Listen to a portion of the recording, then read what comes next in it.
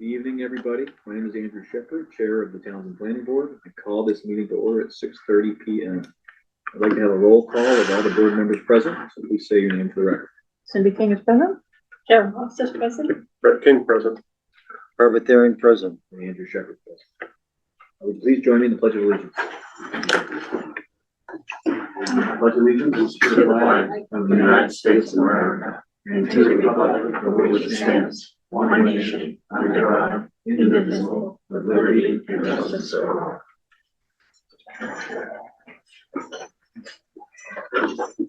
I would like to thank all of our veterans, those who are currently serving here and abroad, their families, and those who contributed their time to public service. I hope we owe them our gratitude. This meeting is being recorded and will be uploaded to the Town of Townsend YouTube channel. We've got some public hearings tonight, starting at 6:45. Let's see if we can jump into anything else.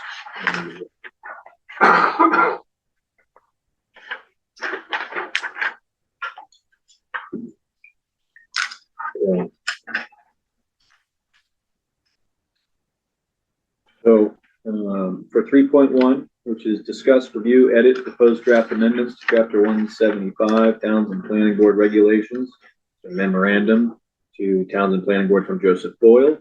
I believe MRPC has reached out and said that Mr. Boyle is no longer with MRPC, so they asked for this to be continued to the next meeting. Oh.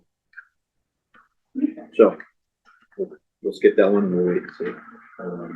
Did everyone get a chance? Or if you haven't had a chance to review your homework, you've got a little more time. So we've got the invoices for the peer review. We've got the review list of engineering peer review consultants the board may employ. Let's jump to 3.3.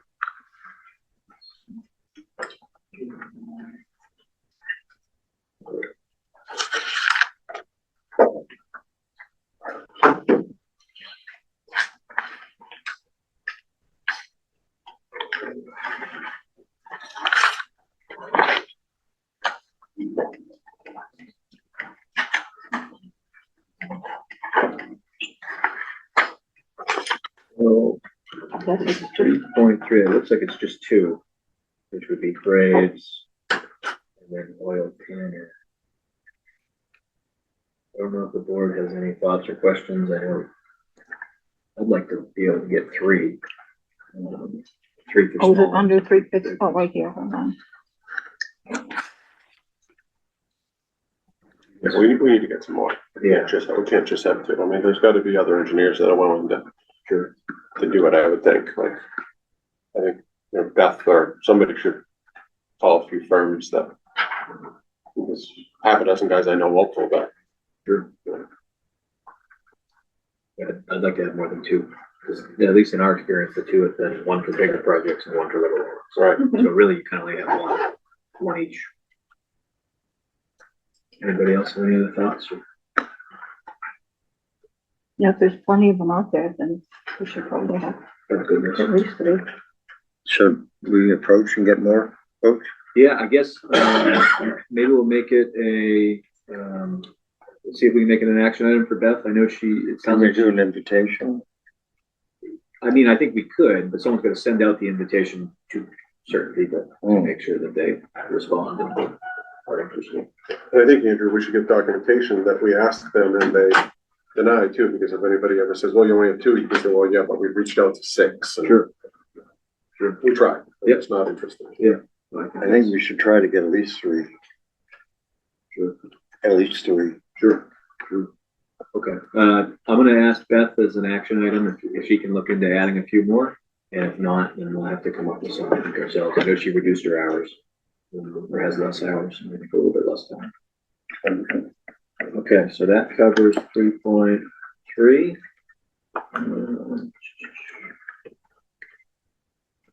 Let's jump to 3.5. Which is the marijuana zoning bylaws, review consolidation and potential amendments, review existing medical and recreational bylaws for consistency with current Massachusetts law, consider consolidation and evaluate updates to benefit. We got an email. Did we get any? I thought I had an email from Colby.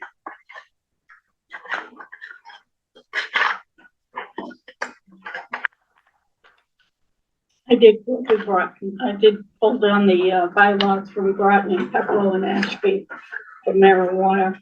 Pepperell has a very comprehensive bylaw. It's like 13-page. It's a lot. Groton is not quite as extensive as Pepperell, and Ashby is probably the least. I was gonna, well, I didn't have time, but I was gonna look at our bylaw and look at these bylaws and see how they're different. So you didn't have a chance to go through the town ones yet, but you pulled them. I read them Yeah. and I pulled them. Do you have any big takeaways from? They are, I believe, they go with the state with I believe they still use the 500. No, I think Groton uses the 500 foot, which is the state. Pepperell went down to 300 feet. But when they measure, they actually go into detail of how they measure the 300 feet, both Groton and Pepperell. And then Groton is more restrictive on where the actual buildings can be. They also include not only, the local schools and stuff they threw in colleges and junior colleges. I don't even know if Groton has any of that, but Groton's got a lot of private schools too, so. and all these schools, and so those were the biggest takeaways on the restrictions of where they can be and how they measure from. So is our current bylaw weak or anything, or? But this is in response to a citizen petition we had Oh, yeah. that came before us. Yeah, he wanted to change our current bylaws, so We said we would be willing to consider it. so that's how I was looking at other to see, especially where Groton and Pepperell both have. Do you remember what he was trying to change? The footage was one. The distance? I think in some, you could probably explain it better, but in summary, I think at present, the Townsend's zoning laws for marijuana is just on Scales Lane, which, given the businesses that occupy it, there's, in some opinions, little to no opportunity for any potential businesses in that realm, which some have argued would be, if you're able to have some, could generate town income. So I think the citizens petition at the time was to try to decrease to broaden the area that the business could be settled, Yeah. and decrease the argument was 500 sort of would foot generate more revenue for the town, and yeah. Wells make opportunities for the townspeople. Sure. So everybody's going to all the bordering Right. communities, and right. it's not fair to our residents, and it's not fair to, we could get more money. Just for whatever the minimum sales tax is, without regarding to all these extra fees that they had tacked on years ago. But I think we had talked about this, that we were committed to beyond, the petition didn't pass because it just wasn't prepared for prime time. Right. So I think we committed to continue to work on the Looking at potential on our own, without being directed to by petitions or anything, that we would be open to looking at our zoning bylaws to see if we could make some adjustments to make it more reasonable, because effectively our zoning bylaw prohibits it. It's banned pretty much, that you can't, we just probably don't meet that law that we're banning it, but we're pretty close, that there's no place you can really put it.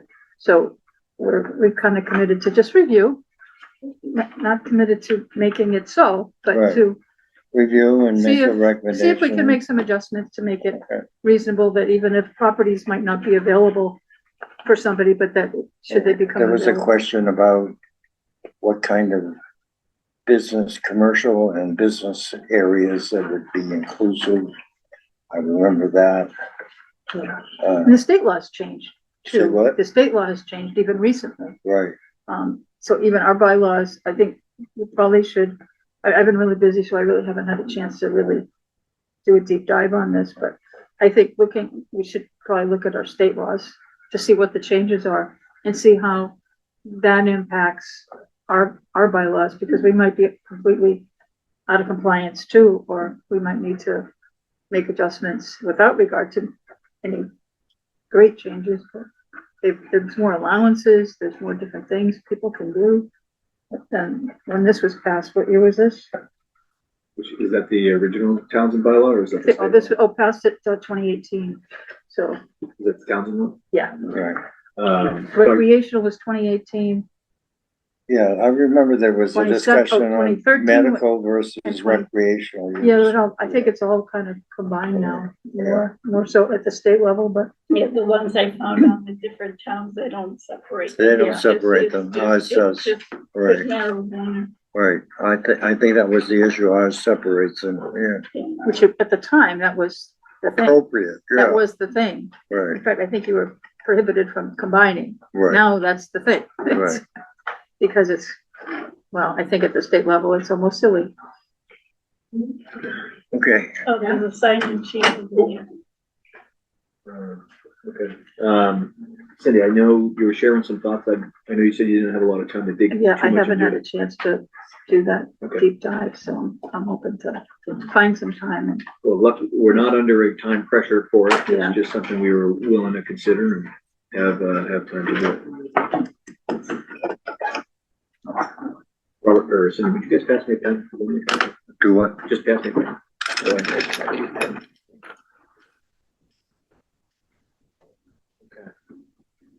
yeah, so I'll try to find some time before our next meeting or the next time we have it on the agenda. Or if other people can kind of look at whatever interests I you. have to do it too. And we had also mentioned last time, that we could talk to, not just look at the bylaws of our area towns, but contact whomever, I don't know, somebody at planning or town administrators in the other towns to see if they could give us, you know, their, Well, we can get a whoops, we copy should have of done that. this, or Right, yeah, So, the problems that they wish they had foreseen, or the things that worked really well. So 49 minutes ago, Colby, who was the main proponent for the ballot initiative that did not go through, who is also the conservation agent, forwarded an email with, I believe it was the contact, it might have been for the woman who came and Oh, did a little okay. bit of talking. And then she supplied a state of Massachusetts cannabis PowerPoint presentation. Oh. So I'll ask Beth to share it with everybody, or put it in her folder. I haven't looked through it, I don't know. I presume it's applicable to zoning, and what we're embarking on. But, it's just a resource for us as we're considering. Okay, so we got 6:43, we still got 2 minutes. Happy to entertain any more thoughts on marijuana, if anyone on the board hasn't. Or maybe we get into notices from the other towns. Right now, Yeah, or we could probably read one or two, there's a bunch of them. knock one off the list, maybe. Okay. Let me know when my time is up. Okay, we have a notice of decision from the town of Lunenburg Planning Board, site plan approval for 1325 Mass Ave. For an office, they're putting an office building in there. Let's see, Lunenburg also they're having a public hearing on July 27th at Town Hall to hear about a site plan approval application for change of use at 475 Leominster Shirley Road. Change use from distribution to manufacturing. Notice of decision for the town of Lunenburg, 30 Summer Street. Special permit site plan approval and stormwater permit approval with conditions. Do we need all the details or not? No, I don't. So Okay, when you finish that, we'll jump into okay. all right, excellent. Okay, 6:45 PM. We'd like to continue the public hearing for Zero Seaver Road, application for definitive subdivision approval and associated major stormwater management permit. I would like to introduce the board members. Cindy King? Karen Hosses. Brett King. Robert Theory. And Andrew Shepherd. And Robert, did you have something that you wanted to? Yes, just for the record here, after the last meeting on this, I was approached by an individual in town, in the town hall after the meeting, and which resulted in a public hearing complaint filed against me. We addressed that, the board addressed that. We had a special meeting here. The board reviewed the findings, determined no public meeting existed, and therefore there was no violation.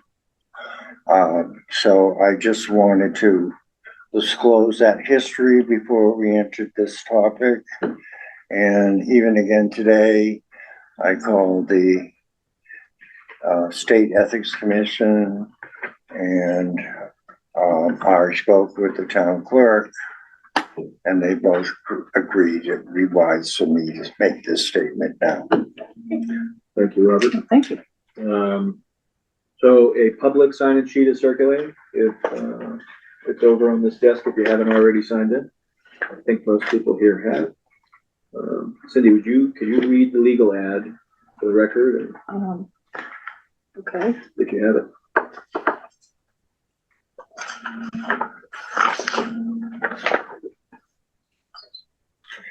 While you do that, I'm gonna pass out these documents on the computer.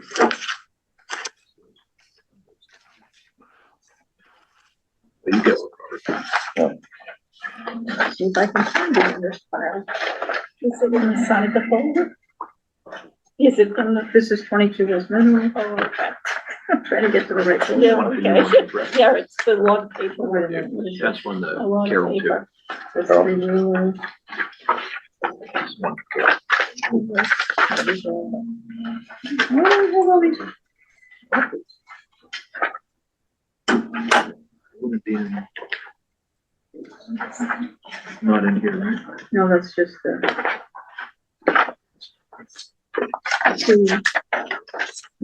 I'll pull it up on the, Oh, this must be the city. thank you.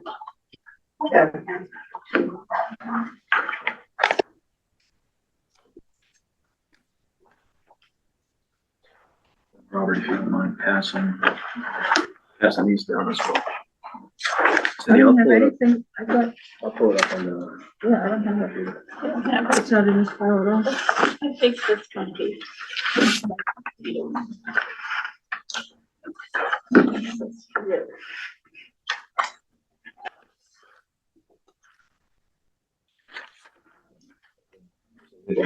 You can share. okay, legal notice. In accordance with MGL Chapter 40A, Section 11, the subdivision control law, MGL Chapter 41, Section 81K-81GG, including Section 81T, Townsend General Bylaw, Chapter 85, NPDES, Phase 2, Stormwater Management, Chapter 175, Article 5, Stormwater Regulations, the Townsend Zoning Bylaw, and the Planning Board Subdivision Rules and Regulations. The Planning Board will hold a public hearing on Monday, May 11th, 2026, at 6:45 p.m. in the Townsend Select Board Chambers, Memorial Hall, 272 Main Street, Townsend, Mass, and via Zoom on two applications submitted by Belvedere Capital LLC for approval of a definite plan of a subdivision entitled Definite Plan for Seaver Road Extension for a proposed 3-lot single-family residential subdivision and roadway extension of 560 feet located at 0 Seaver Road, Townsend, Mass. Accessors map 23, block 4, lot 0, parcel ID 23-4-0, and a major stormwater management permit for the associated land disturbance activities and stormwater management system. The applications and all supporting documents are available for public review at the town clerk's office and the land use department during regular business hours. Electronic copies may be requested by emailing planning@townsendma.gov. Zoom meeting information will be posted on the Town of Townsend website, www.townsendma.gov, calendar prior to the hearing. Interested persons are invited to attend and be heard either in person or remotely via Zoom. Written comments may be submitted in advance to the planning board office, 272 Main Street, second floor, Townsend, Mass. 01469, or emailed to planning@townsendma.gov. Andrew Shepherd, Chair, Town of Townsend Planning Board. This was published in the Groton Herald on April 3rd and April 10th. And it was CC'd to the butters, the applicant, assessor's office, select board, board of health, building commissioner, Concom, fire department, highway department, police department, town clerk, water department, zoning board of appeals, abutting towns of Ashby, Groton, Peckrell, Lunenburg, Shirley, Brookline, New Hampshire, and Mason, New Hampshire. Okay. Cindy, one of these is you as well. Would also like to note that the Concom is holding a public hearing on July 22nd for the notice of intent for 0 Seaver Road due to a former lack of notification on their part. So now, let's do our checklist. Review time-sensitive materials received, which is the planning board request and grant of extension 0 Seaver Road 6/1/26. Note of relevance, the 7/27/26, July 27th, 2026, our next meeting, board action required. So in the portal, I believe we're approaching our statutory timeline to which a decision needs to be made. So it seems that we as a planning board reached out to the applicant and requested an extension, and the applicant replied accepting such extension. Try to find it in here.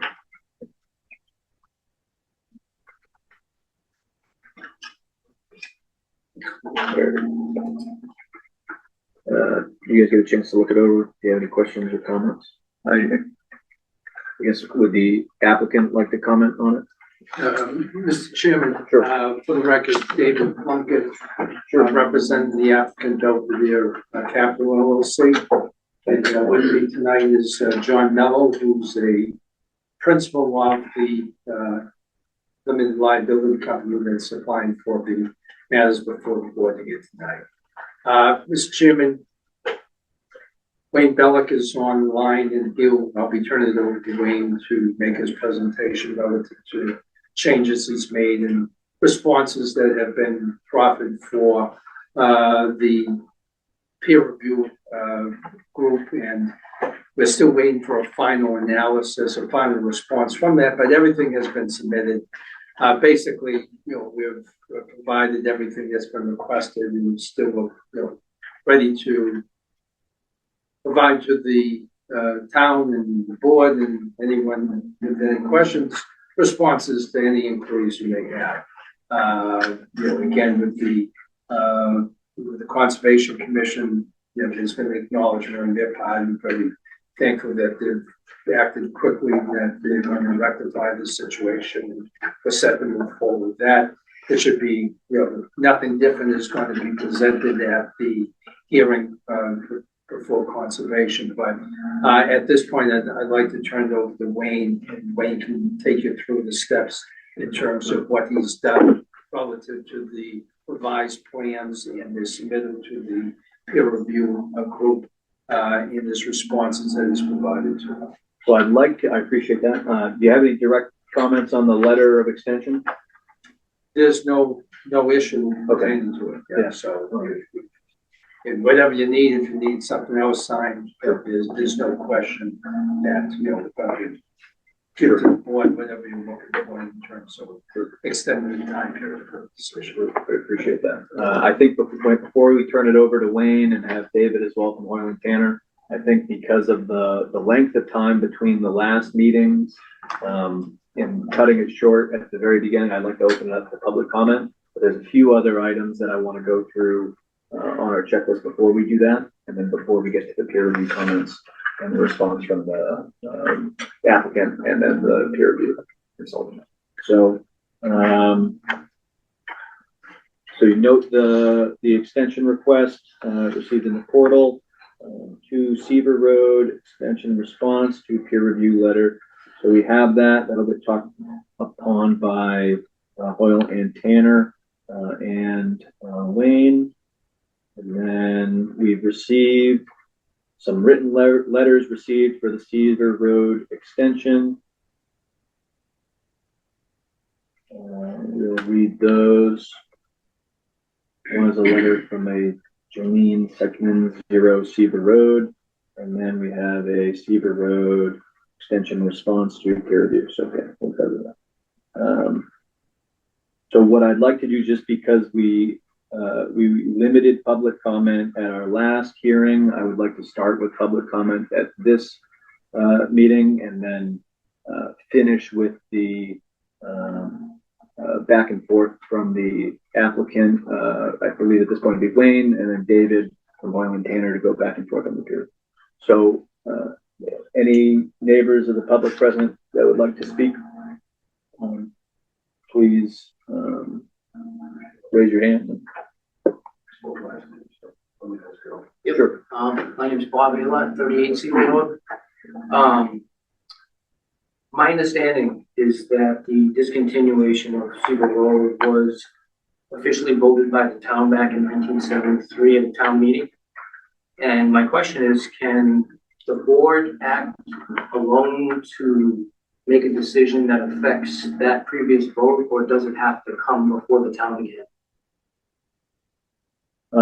Appreciate the question. I think in the nature of public comment, I don't think we're going back and forth, but I think when we get to the discussion on the peer review, that's one of, there's a question that's kind of in that, in some of the documents. So I think that'll come up then. Anybody else? Michael Brown, I live on Chris Road. Just a couple of things briefly. Mr. Nacita, I spoke at length at the last meeting. So I just want to say I agree with the bulk of his comments that this proposed development does not conform to many subdivision regulations, such as being at the end of the long dead street and so on, and many other things that he spoke in more detail than I could muster. So that I'm equally concerned about. Just on a personal note, so we've lived in on our property for 29 years. When we moved there, we were aware that we had behind us an area of undeveloped woods. That parcel of land was noted on zoning maps as undevelopable and stayed that way until 3 years ago, when, at least to me, without explanation or without any warning, it was suddenly residential land. And its assessed value went up by a factor of 6, from $20,000 to $120,000. I was just, concerned and curious about that. I went into town hall and went to the assessor's office and asked, how can you explain what happened with this property that it would now be worth 6 times as much? And basically nobody knew.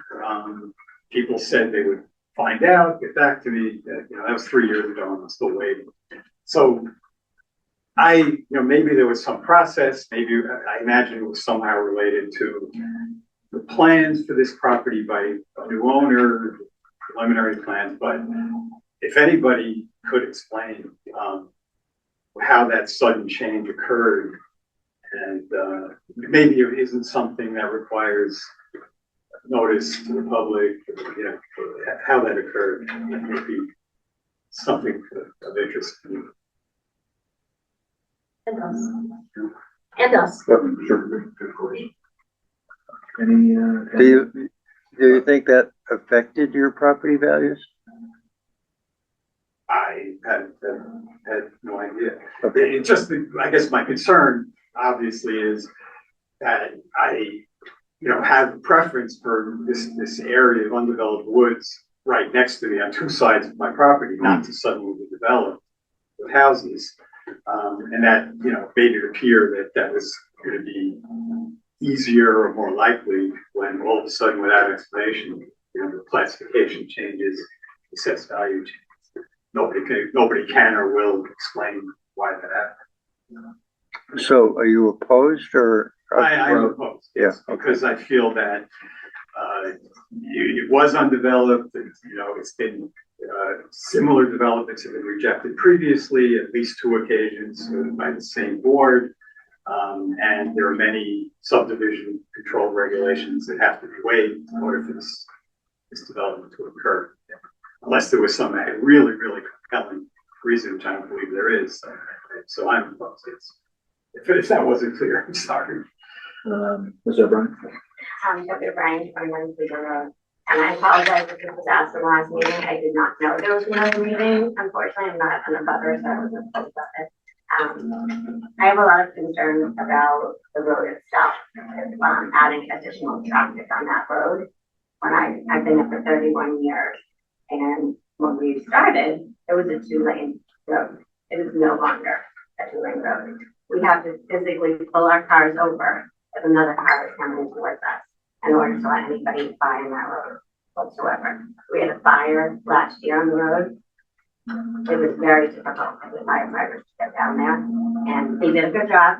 Nothing against that, but it was very difficult because we don't have water on that road. I think they had 4 or 5 towns in order to go down there. Anything else happened on that road, nobody was getting in or out. And the road is a mess as it is. The town is best they can. We know we're kind of like the forgotten road. But past my house, it's pretty much down to dirt at this point.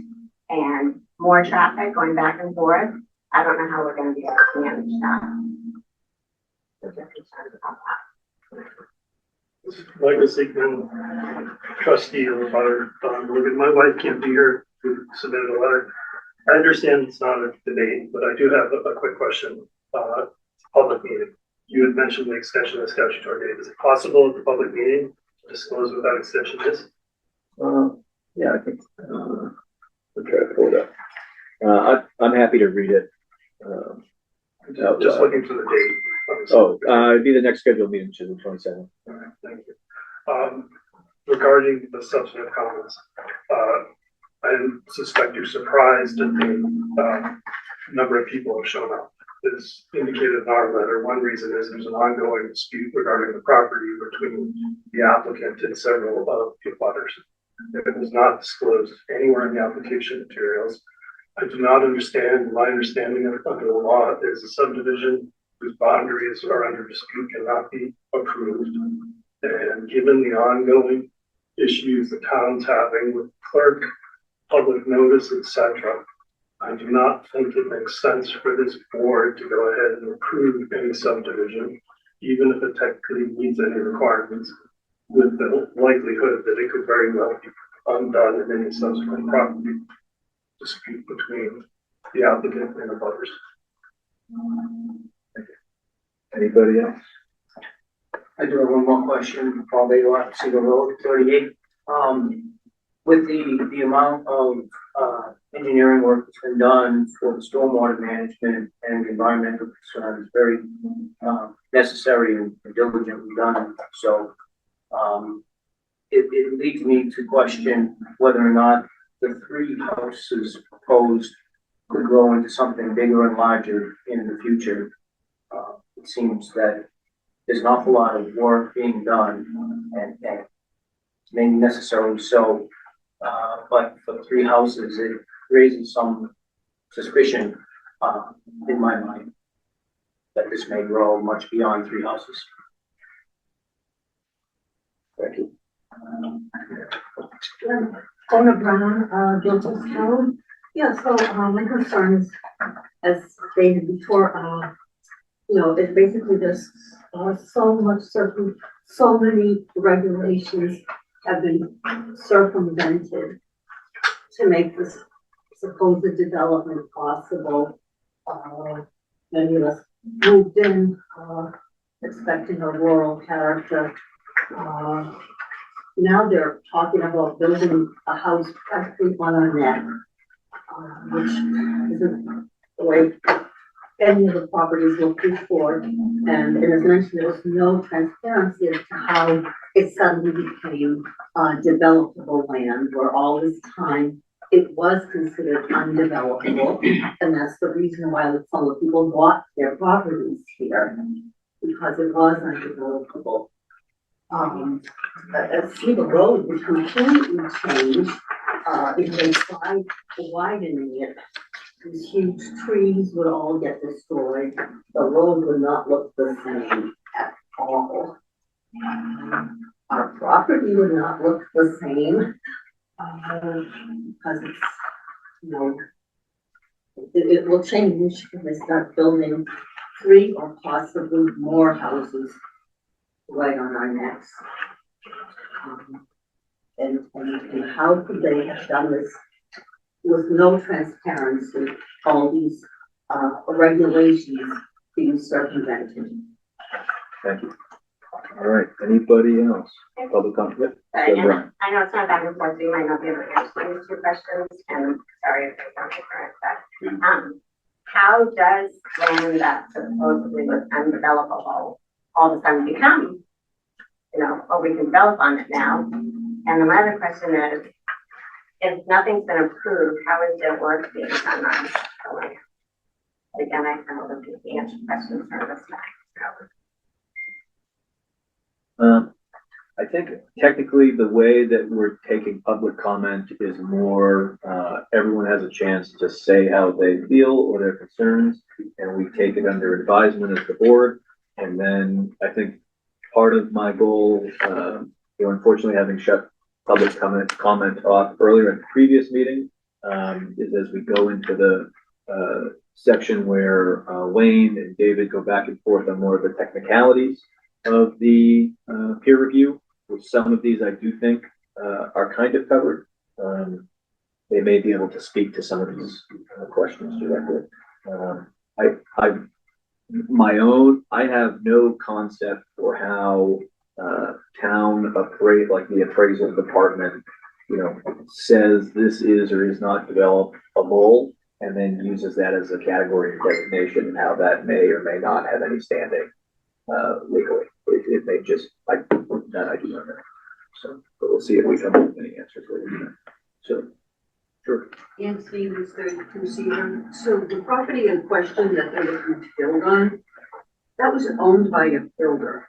And they built 2 houses, and the town refused to let them build there because they said you don't have the road frontage, it didn't meet a lot of the regulations.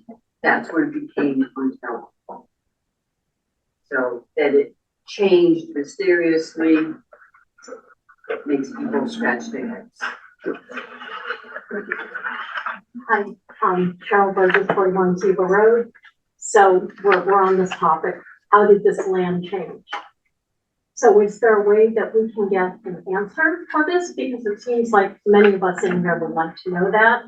And I'm going to ask, I really don't know how these meetings can be held, but I see some people zooming in, and I'm thinking perhaps Laura Schifrin could shine some light on how this land was changed from undevelopable to residential land, since she was involved in the assessor's office at the time when it happened. Is that correct, John? Yes. Yes? Yes. So perhaps can she maybe give us some information about how that can happen, how that happened now, instead of everyone just nodding their heads? I don't know. Robert, if you have a comment. Well, I don't know anywhere where there's a real legal term that says developable or undevelopable.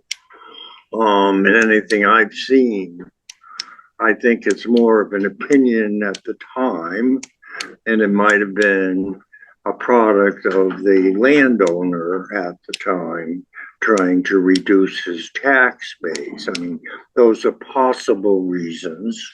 The other possible reason is the economics of developing that property could have been viewed in the past as prohibitive, based on the land values at that time. And now, obviously, somebody thinks it's worth spending that kind of money to get 3 lots. So I don't know if there's a definitive answer for you, but those are some probabilities as to, and the term legal, developable or not, might have been totally a tax basis assessment at the time the property owner had that property and probably wanted an abatement or whatever, and therefore was determined unbuildable, and they got a tax relief on that. So those are some probable things that could have happened to explain that. I don't have a definitive answer for you.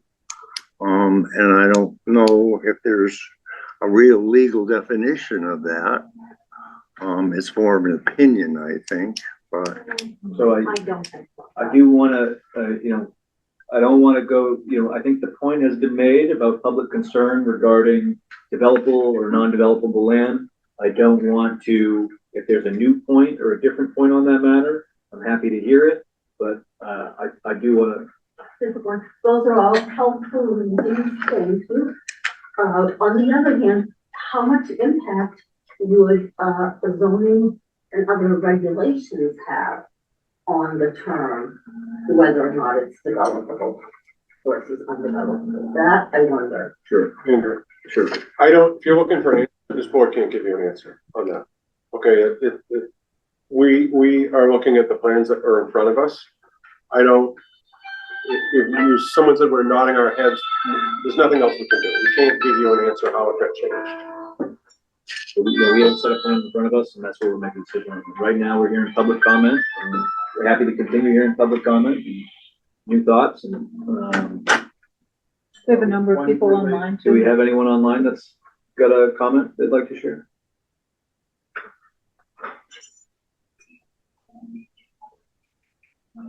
Not at this time. Sorry, another. Oh, just it's a question. It's kind of related to one of the previous comments, but what precisely are you being asked to approve? Are you approving this proposed subdivision and the development that's going to contain 3 houses, or in other words, 3 houses specifically what you are approving, or is it just like the roadway extension, or is it all of that? In other words, and it may be another way of putting it, after this is approved, is it going to be possible to change it, maybe expand it or build more density? I do think that we'll get into that a little bit in the peer review discussion. So if there's no more public comment, I would like. I just want to have a question. If I had submitted a second set of comments, just like You have some written comments, you want me to read those when we get there? Yeah. I mean, I don't have to read it as long as you tell me. Well, we need to read them into the Yeah. record anyway. It was a second letter I had submitted. I do think we have it. And if we don't, I'm okay with you interrupting us and making sure we don't. Well, that's what I'm doing now. Yeah, no. Yeah, make sure you got it.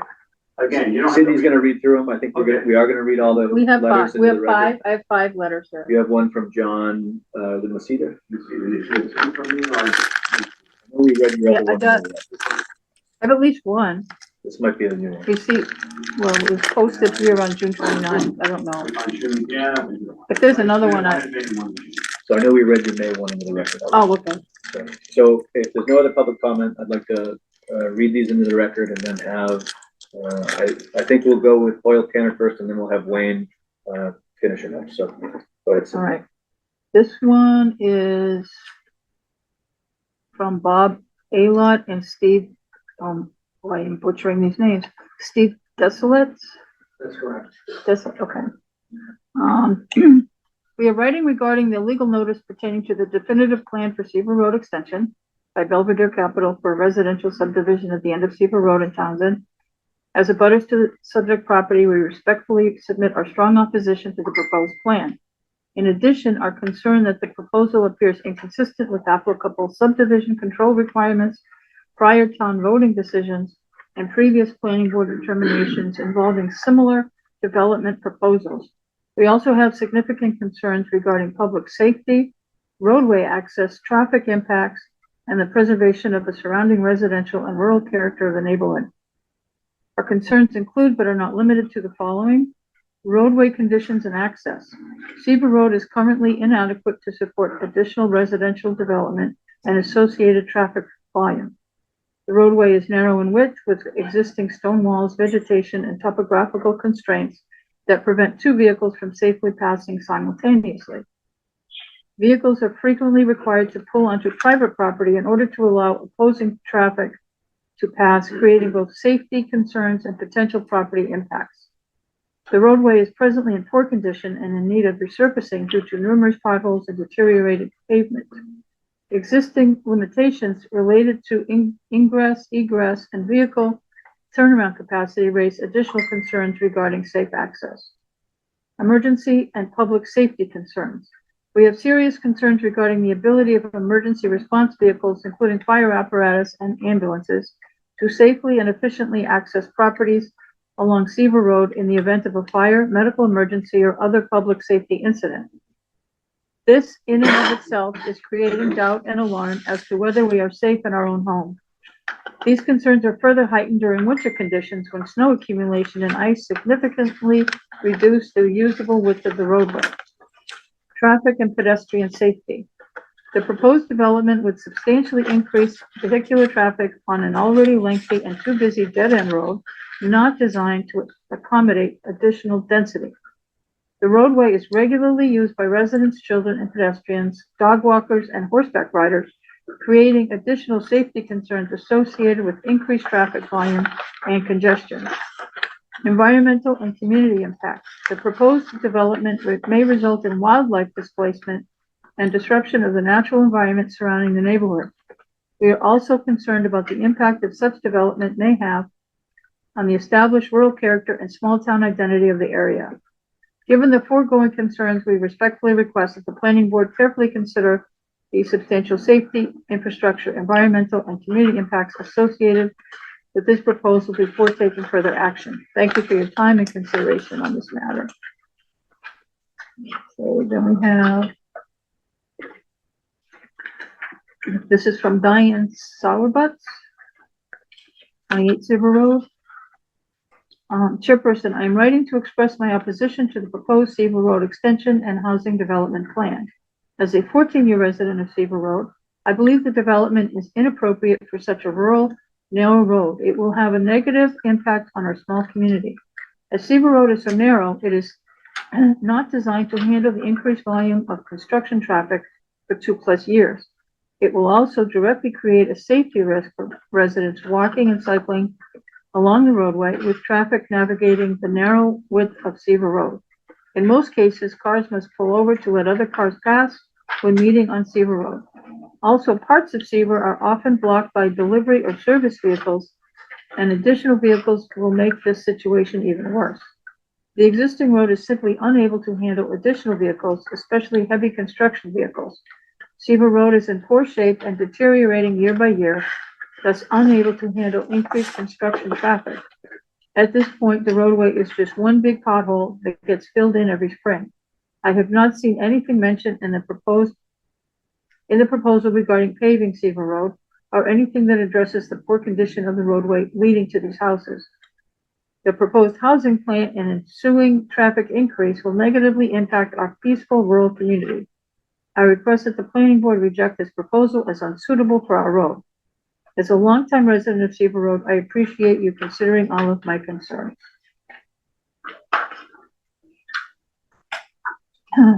This is from Michael and Ona Brown. So, Mr. Shepherd, we are writing to express concern with the proposed subdivision on a 13-acre parcel of Seaver Road. This parcel abuts the west and south sides of our property.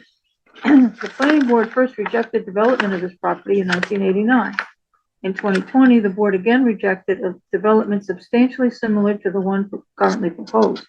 At that time, multiple area residents opposed the development, largely because, let me increase this, I can't see it.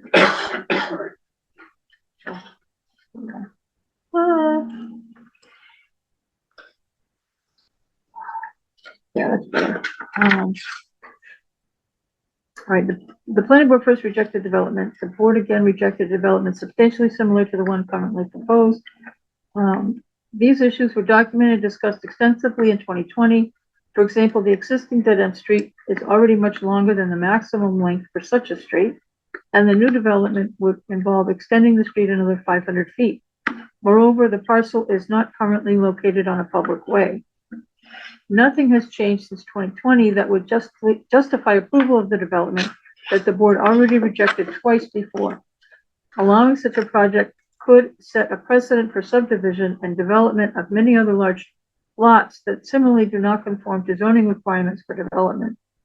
This would be contrary to the town's objectives of preserving open space and ensuring that growth occurs in a controlled manner. When we purchased our house in 1997, this parcel was undeveloped woods. The resulting privacy and a significant part of the appeal of our own property, given that the parcel does not border a public road, was classified on land records as undevelopable, we could reasonably expect that the land would not be divided into house lots. If this subdivision were to occur, our house would be surrounded on all sides by other houses. One of the proposed houses is only about 100 feet from our property line. Moreover, since the whole lot had recently been heavily logged and unsheltered trees were later felled by the wind, developing this lot by cutting additional trees may be problematic. Finally, a particular concern for us is outdoor lighting. We enjoy the view of the night sky from our yard. If any development ever occurs on the parcel, it would be imperative that any associated outdoor lighting follow the relevant town bylaws. We note that the plan provides for judiciously minimal outdoor lighting. However, any lighting should specifically be required to conform to section 145-52 of the zoning bylaws outdoor lighting, including the use of full cutoff lights. We appreciate your consideration of our concern.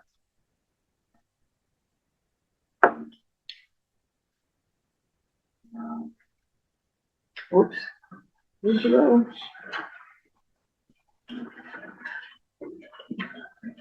Okay, this is Jolene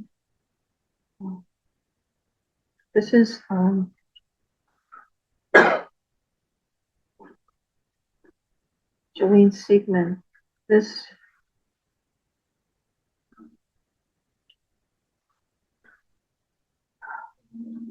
Trying to see what this says. 11 pages.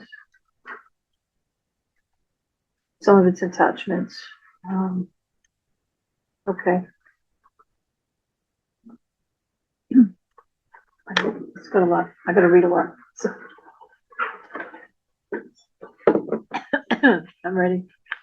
Dear members of the planning board, as trustee of my mother's home at 40 Seaver Road, abutting this proposed subdivision, I have numerous concerns. Given your mission of an open, informed, and inclusive public decision-making process, I know that you will take these concerns into consideration.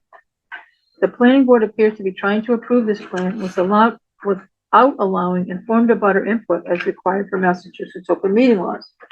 My mother, I understand she is not alone, has not received any notice of what I now understand have been numerous meetings on this proposed subdivision. Isn't this a requirement of the state open meeting law and subdivision law? I'm trying to figure out what has transpired in meetings we missed due to this lack of notice. We have been hobbled by the absence of minutes from the meetings of the Conservation Commission on March 11th and March 25th, and the Planning Board on May 11th. This issue was raised by numerous abutters at the May 11th meeting, and the minutes of the March and May 11th meetings still are not posted well more than 10 days later as required by the open meeting laws. There are also no minutes available from the May 4th Planning Board meeting, where understanding ex parte communications and planning board member responsibilities Q&A was identified as item 3.4. One planning board member has continually praised the quality of applicant's engineer, his site plan, and his discussing items we never thought of, as if applicant's willingness to spend money is relevant to compliance with the law. Those prejudicial comments on top of intimidating and predetermined comments made to an abutter raised in the open meeting law complaint discussed at the June 1st meeting raised serious questions. Did the ex parte advocacy and deliberations that occurred during the prior site visit prompt the need to educate the planning board on their responsibilities? And did they stray from the open meeting law's carve out for site visits not to include the public? The planning board cannot approve applicant's plan because the subdivision boundaries are in dispute. Applicant and its partner and or predecessor in interest, preliminary plan applicant Mass Ave Land Development LLC, have alleged that several opposing abutters cannot access Seaver Road without crossing its property. Specifically, they assert that part of what appears to be 40 and 41 Seaver Road is part of 0 Seaver Road. In an attempt to coerce non-opposition to the previous subdivision plan, they forcibly removed mature hydrangeas from one property and were in the process of placing boulders on 2 properties, including blocking a driveway, when the abutters intervened. The planning board cannot approve applicant's subdivision plan while its boundaries remain in dispute with some abutters. All owners of the land included in the subdivision plan must be included in the application for it to be approved, and this requirement cannot be waived according to Kuklinska versus Planning Board of Wakefield, 357 Mass. 123, 1970, and cases that cite it. Indeed, Townsend requires that subdivision applications must be signed by all property owners of all parcels involved in the application under section 175-10B1. That the dispute regarding the boundaries of the subdivision and thus the ownership of all land within the subdivision continues is apparent from the applicant's site plan. On sheet C-102 of the site plan, note 4 indicates that easement A is intended for the benefit of 40, 41, and 50 Seaver Road for the purpose of access, egress, and utilities. Why is an easement needed when what applicant describes as an existing gravel road, February 11, 2026 letter from Wayne M. Bailick to Andrew Shepherd, Chair, Planning Board at page 2, if there isn't already a boundary dispute? Indeed, we would be required to disclose the boundary dispute in any attempt to sell 40 Seaver Road, and we would be required to disclose the boundary dispute in any attempt to reference the mortgage for 40 Seaver Road. There are also obvious practical reasons why the planning board cannot approve subdivision plan while its boundaries are under dispute, such that the subdivision includes land not owned by the applicant. A subsequent decision in the abutter's favor would invalidate the planning board's decision because it would rest on incorrect finding that the applicant owned all of the land within the subdivision. That's especially the case here because the applicant asserts that the property in dispute establishes the foundational access for the subdivision. February 11, 2026 letter from Wayne Bellick to Andrew Shepherd, Chair, Planning Board, page 2. And the planning board should be particularly concerned about this as it already must request town meeting to accept the public way where the dispute exists after town meeting affirmatively abandoned 8 years ago. The planning board certainly would not want to have to go back and ask town meeting to again abandon the public way because the subdivision was improperly approved. Applicant does not disclose the ongoing dispute in its application. Under Townsend Subdivision Control Law, section 175-15I1, applicant was required to disclose any boundary dispute so the planning board could require a complete title search by a professional title examiner. Applicant does not disclose its ongoing disputes with 40 and 41 Seaver Road.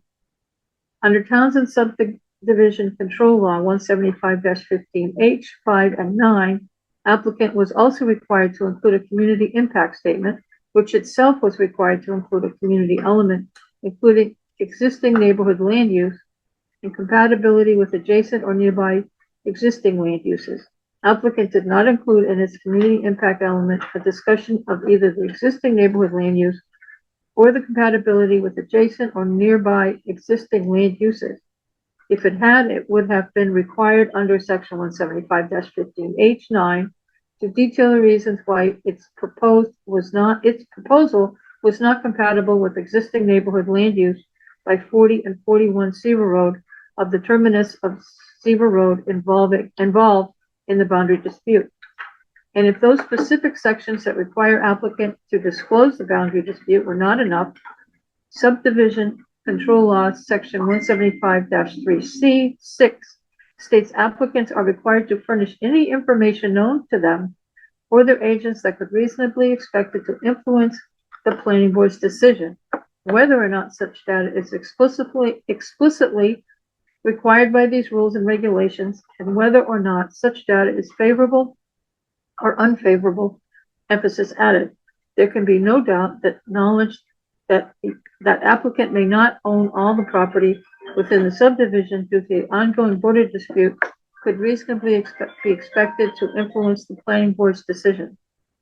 Applicant hides this ongoing dispute in its site plan by misrepresenting 40 Seaver Road. Again, applicant believes 40 Seaver Road, the only abutter shown on all the sheets, cannot access Seaver Road without traversing applicant's property because its driveway ends on the applicant's property. That is evident in the following photo, which shows the new facing south down the terminus of Seaver Road. Applicant's first stake for its proposed subdivision appears north of the driveway of 40 Seaver Road, placing the driveway of 40 Seaver Road in applicant's subdivision. A couple of pictures is included, confirming that. This is not, however, what applicant shows on its site plan. On sheet EX-101, applicant shows the driveway for 40 Seaver Road curving to the northwest through 38 Seaver Road and terminating on the existing Seaver Road, conveniently just north of applicant's property.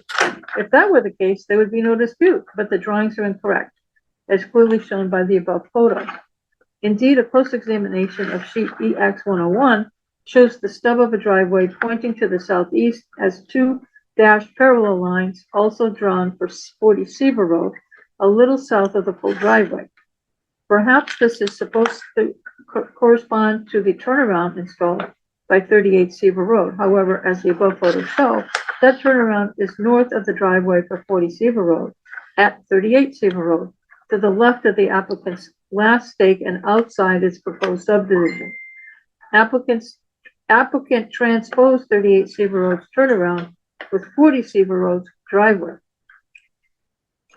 Perhaps this was an innocent mistake in the site plan, which has been repeatedly praised by the planning board for its thoroughness. Isn't this an interesting coincidence, however, that such an innocent mistake would place 40 Seaver Road's driveway outside the applicant's property, concealing the boundary dispute? It's not like it is hard to draw 40 Seaver Road's driveway in the correct relative space. Applicant's partner, preliminary plan applicant, Mass Ave Land Development LLC, had no problem doing May 13th, 2020 letter from Michael Duran to Thomas Milligan and Madonna Milligan, Exhibit A. Moreover, while this mistake appears 9 times in the site plan, it oddly does not appear in 2 important places. When showing the lotting plan sheet C-101 and the easement plan sheet C-102, applicant completely omits the driveway for 40 Seaver Road, as well as the turnaround at 38 Seaver Road. Having misrepresented the location of the driveway for 40 Seaver Road, isn't it odd applicant omitted it entirely from the 2 sheets that are the basis for the planning board to accept applicant's complicated maneuver?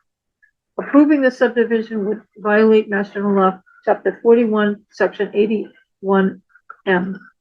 The planning board is required to apply the subdivision control law for the purpose of protecting the safety, convenience, and welfare of the inhabitants of Townsend under Mass General Law, Chapter 41, Section 81M.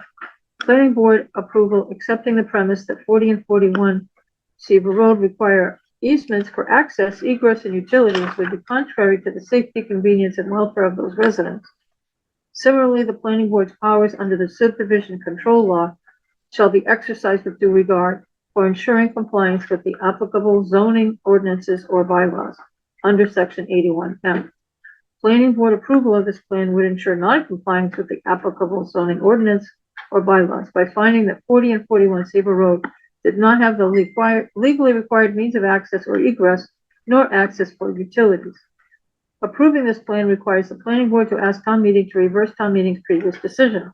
As set forth in John Messita's letter of May 4th, 2026, Seaver Road, once continued through the terminus applicant proposes to become a public way. Town meeting abandoned that portion years ago. Seeking a loophole to obtain approval of a plan the planning board was rejected more than once, applicant now proposes that the planning board request town meeting reverse its previous decision and vote to accept it as a public way, the terminus of Seaver Road if previously abandoned. Applicants' proposed procedural hijinks should not be allowed to place the planning board in this untenable position. This is especially the case because they depend upon granting and then discontinuing the easements to 40, 41, and 50 Seaver Road. Why would 40, 41, and 50 Seaver Road accept these temporary easements? And how does the planning board expect to convince town meeting to accept the proposed Seaver Road extension when town meeting previously affirmatively abandoned it? Nothing has changed since the planning board rejected the last subdivision plan. Applicant's counsel is correct that this is not some kind of appeal or reconsideration of the previous decisions by the planning board to reject what appears to be essentially the same subdivision plan. He is not correct that approval of the preliminary plan is in any way relevant. The subdivision control law provisions are not applicable to preliminary plans under section 81S. S is in Sierra of Master General Law 41, and preliminary subdivision approval in Townsend is tentative and is non-binding upon under section 175-12A1. As explained in John Messita's letter of May 4th, 2026, the planning board rejected a highly similar subdivision plan by applicant's partner and or predecessor in interest. Approving the plan now would be arbitrary and capricious. Nothing has changed in the neighborhood and nothing has changed in the town. Indeed, when directly asked by the planning board during the May 11th hearing, applicant's counsel did not point to a single factor law that has changed since the last plan. The silence speaks volumes. The town has no assurance the over-engineered drainage systems will be maintained. Sheet C-211 of the March 11th revision to their definitive plan contains the lot development plan. That sheet contains the qualifications that lot development shown hereon is schematic. Final locations and configuration of the development of each lot is subject to approvals by the Board of Health and Conservation Commission as applicable. In other words, the purported 3 houses of 4 bedrooms each could change drastically if this subdivision plan is approved. This is the most likely explanation for the over-engineered drainage plan on the grading and drainage plan, sheet C-202, that so impressed one planning board member, which does nothing to minimize the site disturbance, nor the use of non-structural stormwater management practices or low-impact development practices wherever practicable under Townsend Bylaws, Chapter 8. The sediment basin, vegetated riprap, flat bottom swale, and plunge pool level spreader along north border of 0 Seaver Road, as well as the plunge pool, 2 plunge pool level spreaders, 2 12-inch HDPE culverts, 2 18-inch HDPE culverts, 4 24-inch HDPE culverts, 2 infiltration detention basins, drawdown device, riprap, overflow spillway, sediment forebay, and 10 flared end sections appearing on sheet C-202 are not the drainage system of a 3-lot development, nor is the stormwater basin access drive to allow this complex system to be maintained the infrastructure of a 3-lot development. The stormwater report indicates Belvedere Capital LLC will be responsible for the long-term operation and maintenance of this complicated drainage system. It does not indicate Belvedere Capital has any experience maintaining drainage systems, let alone such a complex one whose maintenance schedule requires numerous monthly, quarterly, and annual maintenance and inspection procedures. Stormwater management report at PDF, page 119. Rather, Belvedere Capital appears to have previously been involved in financing multifamily buildings. Can the applicant's engineer state on the record whether the stormwater management system has been sized exclusively for the 3 proposed houses and whether any further development of this land was considered in the design assumption and stormwater and maintenance plan. Conclusion. The planning board cannot approve the subdivision plan because the subdivision includes property applicant does not own. Applicant has misrepresented but its property involved in the boundary dispute in its site plan. The application violates numerous provisions, both the Massachusetts and Townsend subdivision control laws. Approval would depend upon boundaries that are subject to an ongoing boundary dispute between applicant and abutters. Approval would be an arbitrary and capricious change from prior decisions, and the planning board has no assurance that Belvedere Capital LLC has the experience and ability to maintain such a complex drainage system in perpetuity. Thus, the planning board should deny the application. Thank you for your time and public service. Best regards, Jolene Siegman. Thank you, Cindy. If you'd like to take a drink or a break. Yes, I'll take a drink, and then I have one more. What was that letter from who? Jolene Siegman, Siekman. F? S as in Sam, Iekman. We have it in our portal, and Beth has copies of it. There is attachments. I'll just go through those briefly. Yes. And then Cindy has one more letter, and then I'd like it to open it up to Boyle, Tanner, and Wayne. But there's a 2020 letter attached. Granted, this is 2020, but it's in reference to, it seems, a Mr. Gardner and a dispute around going over the property and such. And then there is an exhibit and a map. All right, Cindy, turn us on. I'll try. Okay, I gotta expand this a little bit so I can see it. Okay, this one is, oh boy. That's 6 pages. This one, John's letter. This is John's letter. John Maceda and Cheryl Burgess, 41 Seaver Road. Oh, this is May 4th. Scroll down all the way. Maybe is it on? This is the only one. When did you send your letter, John?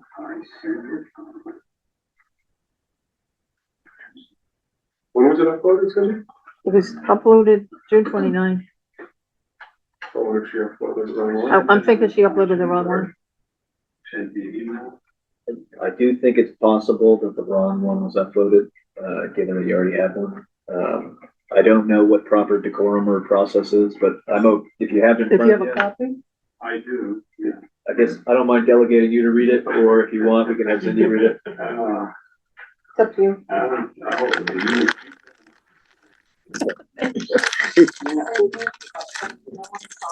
No, Beth is not here. Beth is our planning board admin. She's reduced, her hours have been reduced. I think it's possible, given that John had an other letter, an initial letter, that maybe while she was uploading our portal with letters, maybe she uploaded that first one instead of the second. Just must have, so you haven't, no one's seen this on the planning board. We have this. I don't see it in here, but John's gonna read it and we're gonna ask Beth to follow up. I'll submit it again. I'll reach out to her as well at the end of the meeting. Please go ahead. All right, dear planning board, I am following up on my previous comments submitted on May 4th regarding the proposed development plan submitted by Belvedere Capital LLC to develop land beyond the MCC Road. I want to both emphasize and provide additional context to the two main points made in the earlier submission, which are 100% supported by all facts and relevant data. Number one, the plan clearly and substantially violates the intent of the Townsend subdivision control regulations. Number two, the proposed development provides no public interest or benefit whatsoever. With regard to the first point, my earlier comments outlined many specific regulations within the subdivision control law that the plan violates. As noted, those regulations form a clear definition of what qualifies as a subdivision. This plan clearly does not meet that definition. There's no way around this reality. As such, there is no possible way to claim that this plan does not violate the intent of the subdivision control. With regard to the second point, the plan serves no conceivable public interest. In fact, it is actually contrary to the public interest because it establishes a dangerous and destructive standard that would allow every property in town that has more than 4 acres to be converted into a main subdivision. This would demolish the rural small town character of Townsend and is explicitly what the people of Townsend do not want. As part of the current deliberations, we have not heard a single claim of public interest in favor of the proposal. That is simply because there isn't any. We did hear various attempts to portray some item of public interest the last time this proposal was submitted in 2020. All of these attempts were thoroughly refuted by the facts. Invalid public interest number 1, the town needs more houses. This is a popular catchphrase, but the data show that this simply is not true. Data taken from the census, shown in figure 1 below, clearly demonstrate that while the population of Townsend has remained flat since 2000, the number of housing units has increased by almost 20%. So the population is the same, the number of houses is going up. Further, the Townsend Housing Production Plan for FY 2022 to 2026 states, in quotes, quoting from the production plan, Townsend's population is relatively stable with a very slight fluctuation since 2000 and a projected slight decline over the next several decades. And I have a graph to show that. Invalid public interest number 2, tax revenues from the 3 properties will benefit the town. This is an invalid assertion for multiple reasons. First, the data regarding residential tax revenue versus expenses refute this notion. Based on FY 2024 expenses, Townsend pays approximately $13,000 per pupil in education costs. If there are just 3 school-aged children across the 3 houses, the education costs alone would exceed the tax revenue. Second, such financial considerations should not be part of the deliberation. The town is not a business looking to make money off of this. Invalid public interest number 3. The current proposal is better than a 40B development. The last applicant issued this, which is nothing more than a scare tactic rather than a valid claim of public interest. First, it presents the decision regarding the current plan as a choice between 2 alternate proposals, both of which are bad, but one is worse than the other, and it's better to choose the lesser of the 2 evils. But that's an entirely inappropriate approach. There are not 2 alternate proposals. There's only one current proposal, and it must be evaluated on its own merits, not in comparison to a non-existent hypothetical far-fetched alternative. Second, the claim is rather preposterous. A large-scale apartment-style building with many units at the end of a long, narrow, dead-end road with no other means of access at the precipice of sensitive wetlands and wildlife protection areas with no public water, no public sewer, no public utilities such as natural gas, and no ready access to any kind of public transportation. There is probably not a less suitable location for such a facility in the entire state. Conclusion, in evaluating the current proposal, the board must primarily consider 2 fundamental questions. Is the plan consistent with the subdivision control law? As irrefutably established, the answer is a resounding no. Number 2, does the plan serve an overriding public interest? Once again, the facts clearly and irrefutably say no. Given these indisputable facts, we implore the board to follow the rules and do what's in the best interest of the people of Townsend.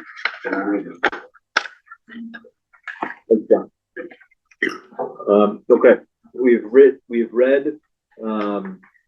our written comments from the public. We've had public comment, and now I appreciate everyone's patience as we did it slightly out of order in response to having not had the opportunity at the previous meeting. I'd like to open it up to David from Hoyle and Tanner and Wayne as well. And of course, council, if you see the need to interject or comment as a representative. David, if you want to start off, Sure, yes. Thank you, Mr. Chairman. Can everyone hear me? All right. Okay. We did receive the second application from Wayne and the applicant about 2 weeks ago. Unfortunately, we had staff members who were out on vacation, so we were not able to get the review done until today. So that review letter did go out just before the meeting. Beth did receive it, but I don't know if any other members there received it. Okay, so we do have point-by-point responses for what was submitted. I can read through those for you this evening if you would like. I'm not sure if that's admissible or not. If not, then we can have Wayne go through what he sent and his responses, and then you will have my responses to review afterward. I would, maybe it's a fair time to have Wayne comment on each item, and then I'm not opposed, David, to have you follow and share what your comment. I mean, we have not seen it. Okay. With us portal. I think that would be okay. Is this what he's referring to? No, that I believe is the letter. I had it in front of me as well. There's another letter that just came? Yeah, I It think came that was late the afternoon. that came. All right, yeah, okay, we've got the one, June 24th. So Wayne, turn it over to you and you guys' comments on the initial peer review letter. Thank you, Mr. Chairman. Wayne Bellick, Lane Design Collaborative. Yeah, so we didn't receive a copy of the letter. So when Beth is in tomorrow, we'd appreciate a copy of that letter. What we found in the Hoyle Tanner extremely thorough review, which we appreciate being peer reviewers ourselves, is that a lot of the information or a lot of the comments, and I'll let Dave speak to this after I do, but a lot of the comments were with respect to subdivision rules and regs, sheet numbering, things of that nature. They did raise some questions that I think are worth pointing out. Basically, they did a lot of the comments that they had raised. We simply responded, acknowledged. They did defer to the board on some things. And so they talk about comment number 4, which is on the 3rd page of the PDF. They did talk about the road not being labeled as a Seaver Road extension, is not being labeled as a public or private way. I think this will answer some of the concerns raised by the abutters. So just for the record, our client intends to seek public road acceptance of a Seaver Road extension. At that point, its status would be determined. At this point, Seaver Road does not have a status private or public. I guess it would be private, but it becomes private when the plan is approved by the planning board and recorded at the Registry of Deeds. Until then, it's nothing but line work on the piece of paper. So it requires the board's endorsements in the recordation at the Registry of Deeds, at which point it is owned by Belvedere Capital until such time, should the town, by an action of town meeting vote, decide to accept it as a public way, then it becomes a public way. So that's where the status comes into play. Once it's recorded at the Registry of Deeds, it earns the status of a private way. Once it's accepted by the town at town meeting, it becomes a public way. He made another comment about the easements and the potential development. So they state that 50 Seaver Road and easements and potential development which relate to whether or not that portion extended to the cul-de-sac will be a public or private way. So that would, and then in addition, these lots have frontage, and they put that in quotes, to Seaver Road extension, and therefore the applicant should provide further documentation. So currently, that property, as is today, the comments have been raised about it not being buildable. It doesn't meet the frontage requirement, and by not meeting the frontage requirement, has more than enough area. It's not deemed a buildable lot because it lacks frontage. The roadway creates frontage for new lots, which would then comply with the subdivision rules and regs and meet the lot area requirements. So as I stated in the filing, the only difference between this and the A&R process is that this is, because we have to go through the definitive process to create the lots, these could be viewed, if this road was a private, so it is, if this road remained a private way and not an easement over the property, there are many communities in the Commonwealth that allow lots to be developed off of private ways. In this case, the town doesn't. So it has forced the landowner to go through the definitive process. That's why we're here today. So with that said, nothing changes for 50 Seaver Road. The only thing that changes, so he still has the easement. Those properties in Lunenburg still have the easement, same services, the right to pass and repass over the land. Their frontage for their lots are from other roads. So they don't have frontage on Seaver Road. The only lot in the application that has frontage on Seaver Road is 0 Seaver Road, non-conforming frontage, which has now triggered this definitive process. So with that said, it'll be that portion of the road that's currently maintained by Mr. Cohen will continue to be maintained by him. The only portion of the road that will not be maintained by Mr. Cohen or any of the new homes would be the new Seaver Road extension if it's accepted as a public way. If it's a private way, then they would share in that maintenance of the roadway. The other question that had come up, so like I said, Mr. Chairman, everything is basically, going back to the rules and regs, renumbering pages to comply with the requirements. Landscaping plan for any area. So this is on page 7 of the PDF. They talk about plans to show landscaping for any area used for earth removal or other damage by human activity. Only the area within the right of way is proposed for landscaping.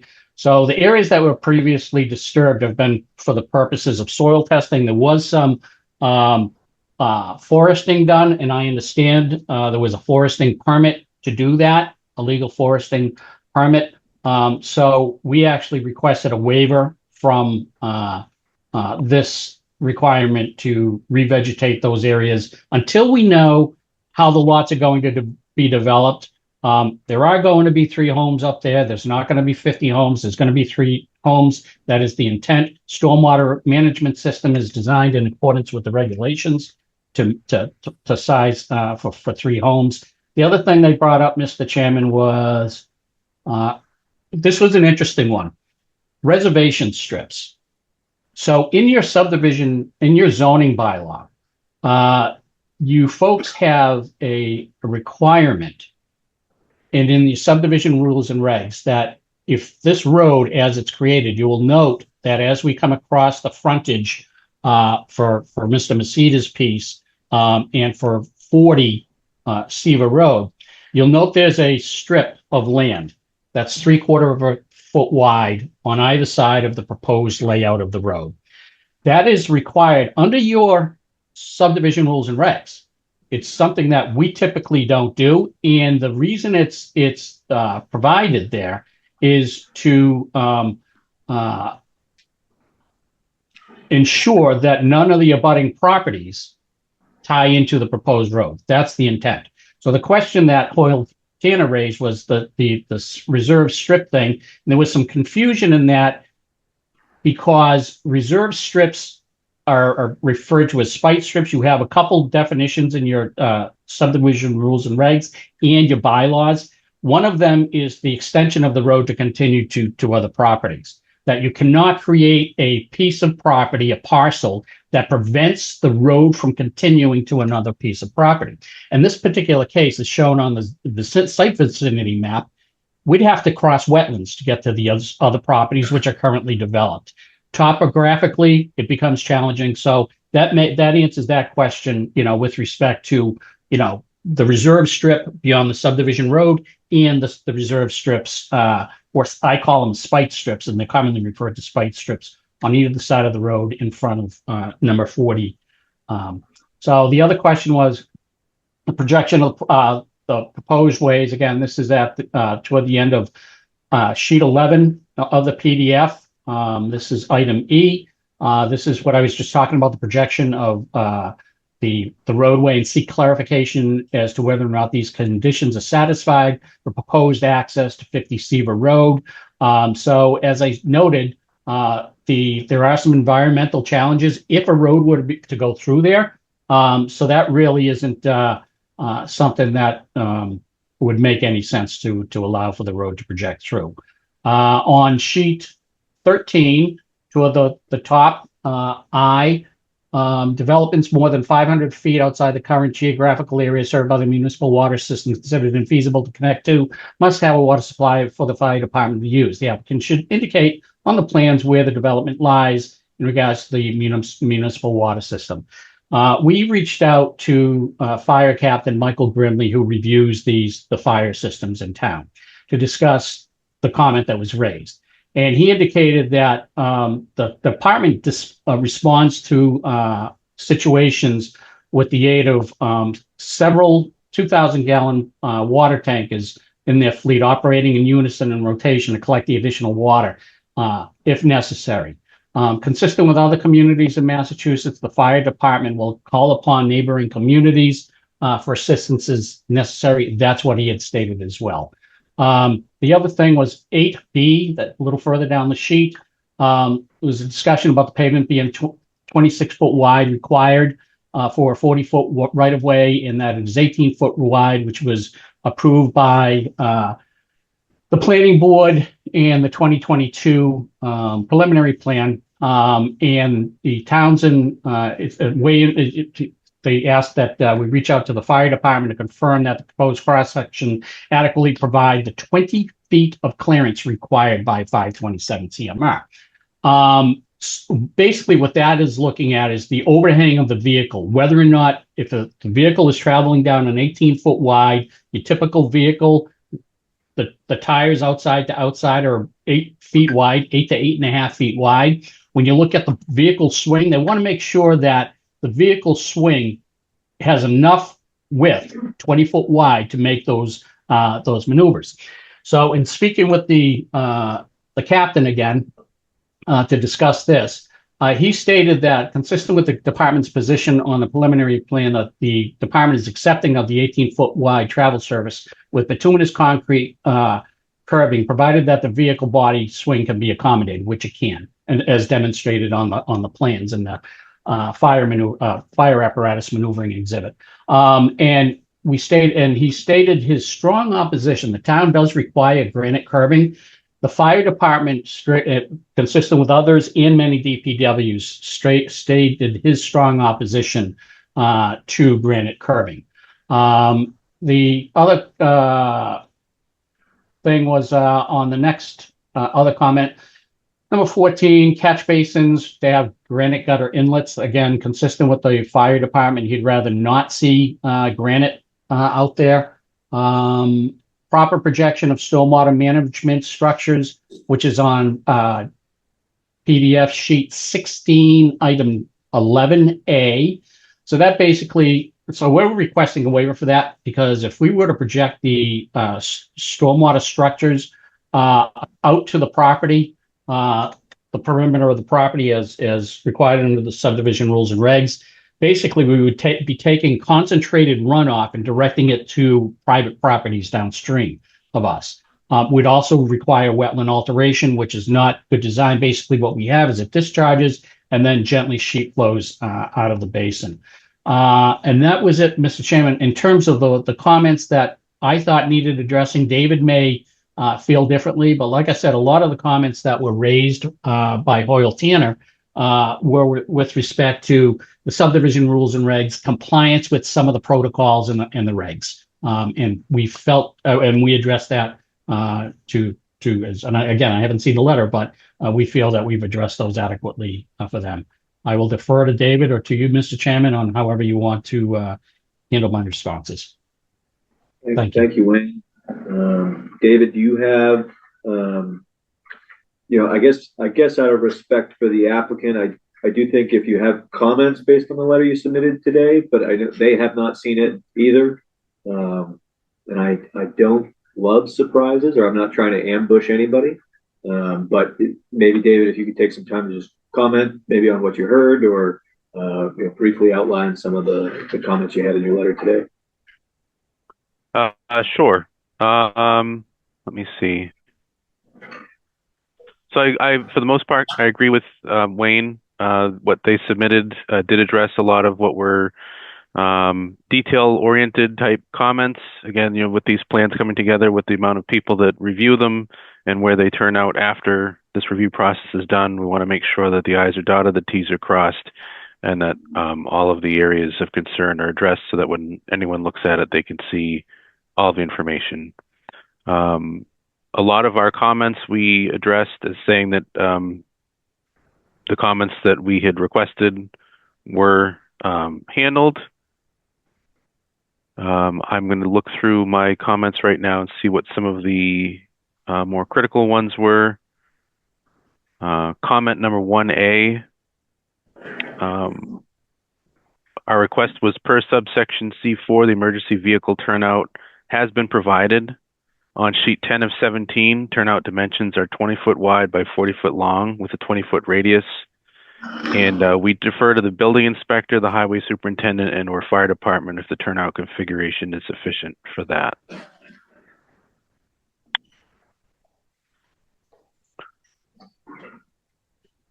We had a question about item number 3A with regards to the showing of an area of disturbance that's on a slope that's steeper than 15%.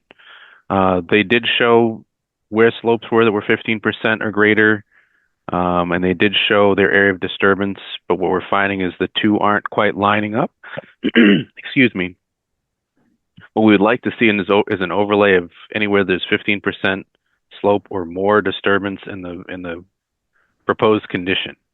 The idea being that when you have an area that's either being stripped or being constructed, that's 15% or more, that's going to be one of your areas of concentration of stormwater flow in the interim condition, and or when you're trying to establish your slope. When the grass is trying to grow, you're trying to establish whatever your slope is that's going to not erode away. We want to make sure that those areas have special care taken to them.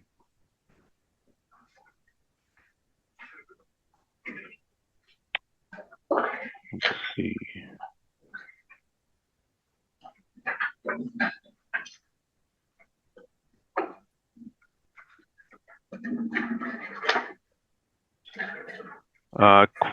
Comment for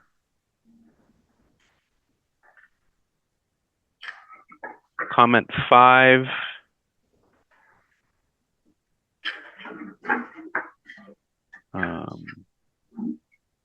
Comment 5M. Per subsection I4, the soil test map shall include all sites for proposed primary and secondary leach fields, clearly distinguishing those for which tests have been completed and passed from others. Furthermore, if any such site is within 100 feet of a buffer zone, the minimum distances to such buffers shall be shown. The applicant has shown the proposed primary and secondary leach fields. However, minimum distances to the 100-foot buffer zone are not shown, which is required for Lot 2 and Lot 3. So we'd like to see that measured. We can, excuse me, we can see it on the plan. We would like that distinctly measured so that those who need to see that clearly understand.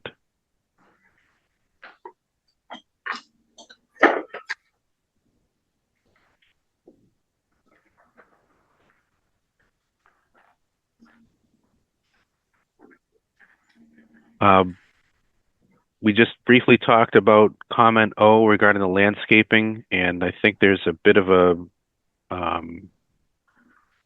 misinterpretation or misunderstanding of what we're trying to get at here. So per subsection K4, the landscaping plan shall show landscaping for any area of the parcel previously used for earth removal or otherwise damaged by human activity. Only the area within the right-of-way is shown to provide landscaping. The applicant has requested a waiver with the following remarks. We respectfully request a waiver from this requirement as the final development of the lots which set the stage for the landscaping has yet to be finalized. Granting a waiver would not be a detriment to the public interest. We understand what the intent here. Our intent is to make sure that there's no other requirements by the town for any sort of shade type, shielding type, protection type landscaping from the roadway to the houses, whether it be landscaping, whether it be fencing or things like that. If the town is okay with granting the waiver that other landscaping outside of the right-of-way is okay, we're fine with that. We just want to make sure that any town concerns are addressed previously, if there's any sort of screening or shading that the town requires.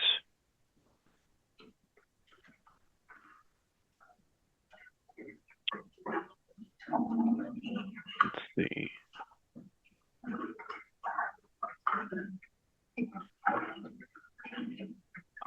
Comment S under there, per subsection L2I, the proposed layout of stormwater management structures must be in accordance with the stormwater bylaws. Chapter 85. Riprap outlets, level spreaders, and spillways have been clarified and detailed on the plans and stormwater management report. Plans ensure proper depth of cover to stormwater for piping, with the exception of the outlet of D04 into structure DMH02. At that structure, there's 3 feet of cover, from what we can see on the plan. According to AASHTO and the manufacturer's recommendations, this is sufficient cover. It does not agree with the 4 feet that's required, and my comment 7G has further detail on that. There's an outstanding question regarding Chapter 176-16, subsection K, which neither the applicant nor our office was able to find within the town records. It's our understanding that as of June 1st, 2026, the town has this chapter and subsection under review. It talks something about showing the location of all required basements. We're unclear of what that means, as is the applicant.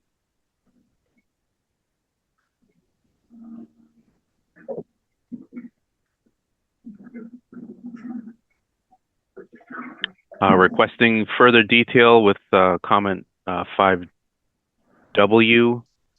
with regards to the bearing and distances for each straight portion of the center line of the road. It's required by subsection N4C.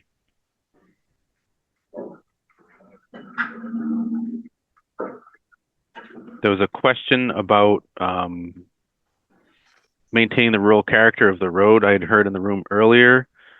We also had that question where it comes into street lights per our comment 5AA. Per subsection N5H, streetlight locations are required in the roadway profile plan. The applicant has requested a waiver to remove the streetlights as related to Chapter 175-16, subsection H1. See further details regarding the waiver request in Chapter 175-16 comments below. And I believe those will state similarly that they believe, as it sounds like the abutters do, that not having the streetlights would accommodate the rural character and nature of the current road.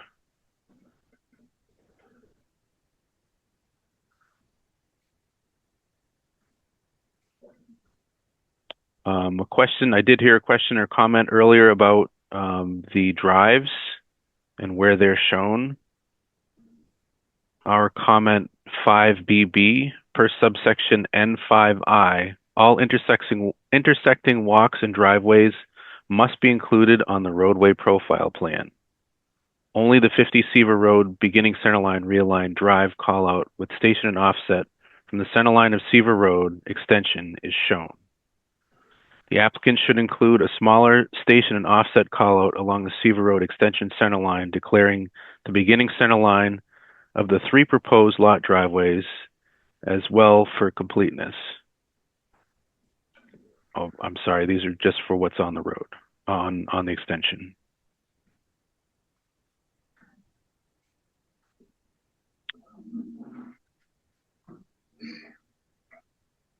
There's an outstanding request, comment 6, according to Chapter 175-15, subsection J2, soil test data must be provided every 200 feet along the center line of a proposed street. The applicant has requested a waiver with the following justification. A comprehensive soil testing plan documenting the locations and results of observed test pits indicates the subsurface material across the site is highly suitable and conducive for the proposed subdivision development.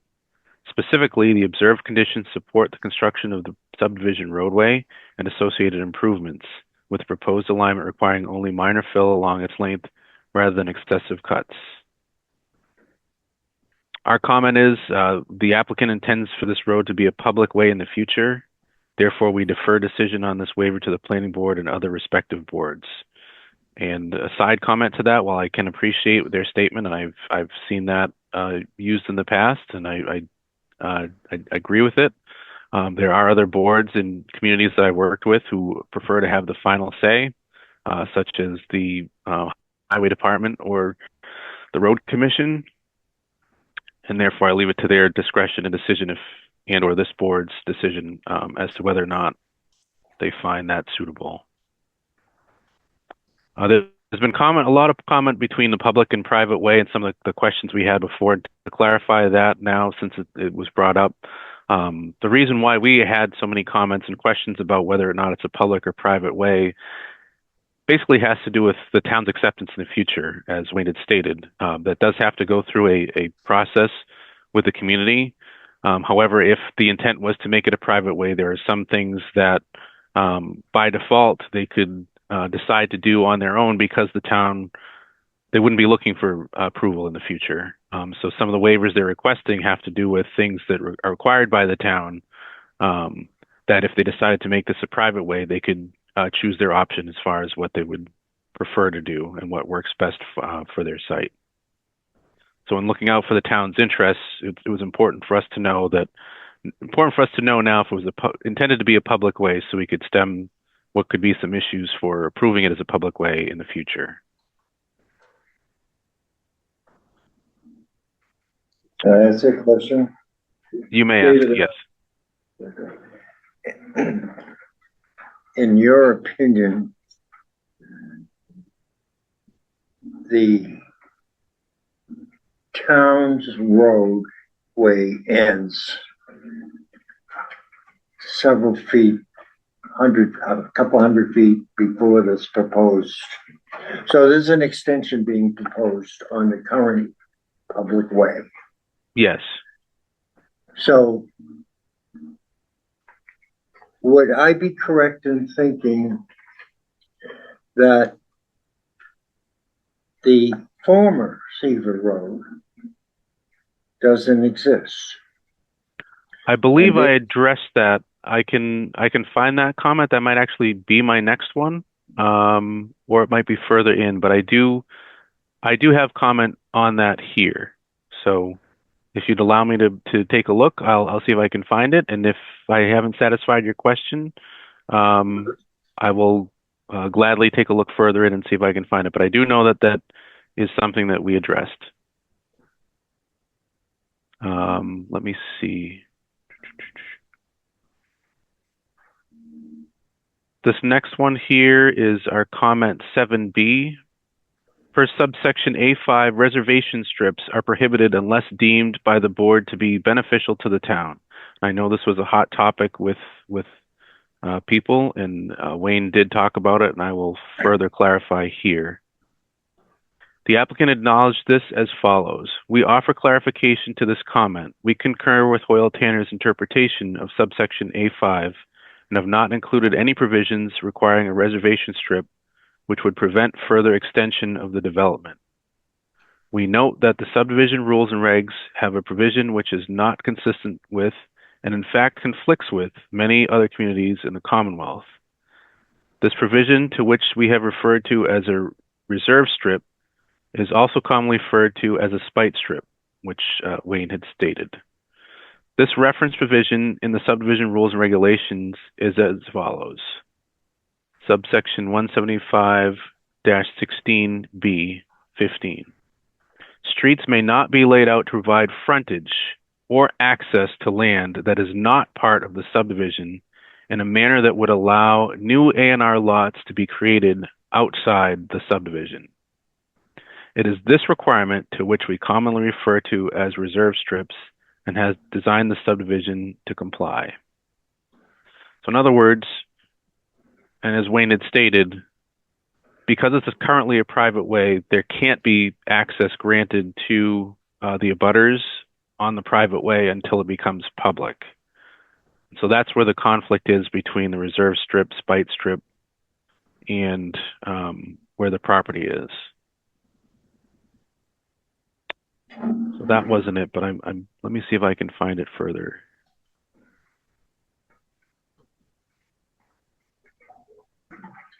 We agree with this comment about the projection. Although there are other ways to accomplish it. Our intent was not to have the drainage dump into the other property, but rather to provide an extension to the drainage, or I should say not our intention. The intention of an extension is to provide access for future development. However, as has been presented, the abutting lands in Lunenburg are extremely prohibitive for future development, given the nature of the wetlands, where the properties are located, who the ownership is by, which have been provided on some of the additional plans that were submitted by the applicant.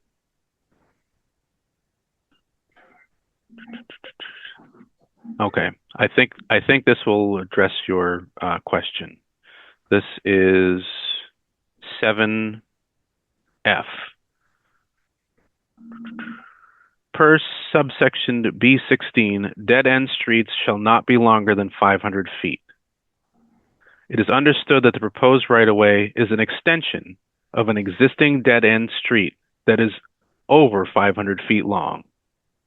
The applicant has therefore provided a circular turnaround and included turning movements of a fire apparatus in the plans, which appear to be sufficient. So I think that answers your question, that it's already a dead-end street that's already over 500 feet long. And so this is a continued extension of that street where the previous street was abandoned. So my question is this even a subject for the board to consider when it's not a public way now? And in other words, it's not a public roadway. It's a right of way that people have. It's an abandoned road. And what's being asked here is to extend an existing dead-end road. I don't know how many distance longer than it already exceeds the maximum distance. In other words, the maximum distance is 500 feet. The current road there now exceeds that. And this extension would even make that fire even greater. So I don't see how this board can consider this a subdivision. Appreciate your question, Robert. I think that's part of the discussion we'll have as a board. Right. Well, that's why I asked that question. Sure. But David, I know we haven't seen this letter of responses. I know Wayne hasn't seen it yet. I don't know how much more you have to it. Maybe if you want to hit some high points on it that's remaining, and then we'll make sure that Wayne gets the time to see it and review it. If you happen to have high points, I'm just not sure. Thank you, Mr. Chairman. And after David responds, I'd like to just respond to the length of the road and where it stands with respect to the abandoned Seaver Road, the new road compared to that in length. Thank you. That's fine. Sure. Yep. I have a few more high points. I think I found the comment I had before about the street lights. They did state here the overarching design objective for Seaver Road extension is to accurately preserve its inherent rural character, a principle that extends critically to the consideration of roadway lighting. Given that this section of the roadway is previously devoid of streetlights, their introduction would demonstrably alter the established residential aesthetic and environmental ambience of the homes along the street. This approach ensures a harmonious balance between upholding the desired rural character and fulfilling all necessary planning requirements for potential future development. And our response is that we agree with the applicant's assessment and request that the board consider the existing character of Seaver Road in its decision as to whether or not to grant the lighting waiver. Let's see.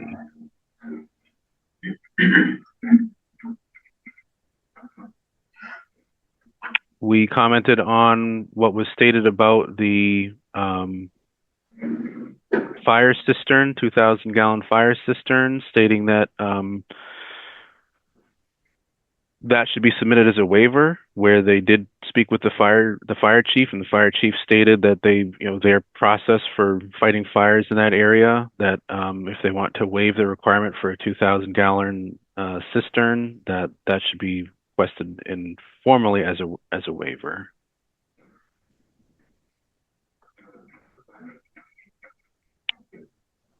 Let's see.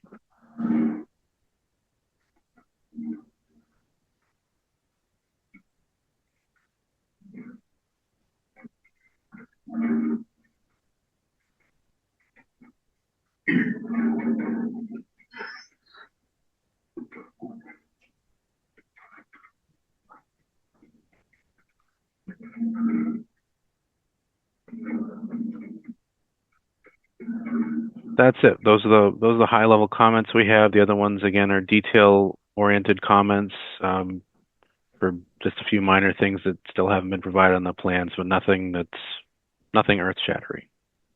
Thank you, David and Wayne. Thank you, David. Thank you, Mr. Chairman. So with respect to the length of the cul-de-sac, you can see it on the plans. If you folks take a look at the plans, next time you take a look at it, I would encourage you to take a look at a couple of the sheets, and you can very clearly see that the proposed cul-de-sac in its length is about half the length of that abandoned portion of Seaver Road. I think that the other important thing to note too is, as part of this design, where there is a turnout on Seaver Road for fire apparatus purposes at number 40, it really isn't adequate to turn around a vehicle. I've looked at it. It's a very narrow turnaround. This here will provide a full cul-de-sac turnaround of 80 feet diameter. More than enough for the vehicle to make its maneuvers, as we've shown in our exhibits at the exhibit at the end of the plan set, sheet 17 and 17. Thank you. My drawing says 70 feet. I'm sorry? My drawing says 70 feet. Yep, 70. Yep, I was just going by on recollection, Mr. Chairman. But nonetheless, it still demonstrates that the fire apparatus can still make that maneuver. And as demonstrated there too, in green, that's the body overhang, and the body overhang does not extend over the edge of the curb, which is what the fire chief was looking for. Thank you. Thank you, Wayne. Council, I don't know if you have any comments you'd like to make. At this time, I just, I think that Wayne and David, the peer consultant, made a very thorough presentation, and I know that we look forward to reviewing the peer review work. Wayne will respond to that. Bottom line is that this is a parcel of land owned by the applicant. It's a 3-lot subdivision. It's been engineered appropriately for the submittal in response to what's necessary for creation of these 3 lots, in response to the feedback received from the town and the peer consultant. And it's going to be, it's actually going to be a beautiful subdivision. It's going to provide housing. Commonwealth of Massachusetts has identified the production of housing in the Commonwealth of Massachusetts as one of the biggest issues faced with Commonwealth. So, there is, it does address a public need.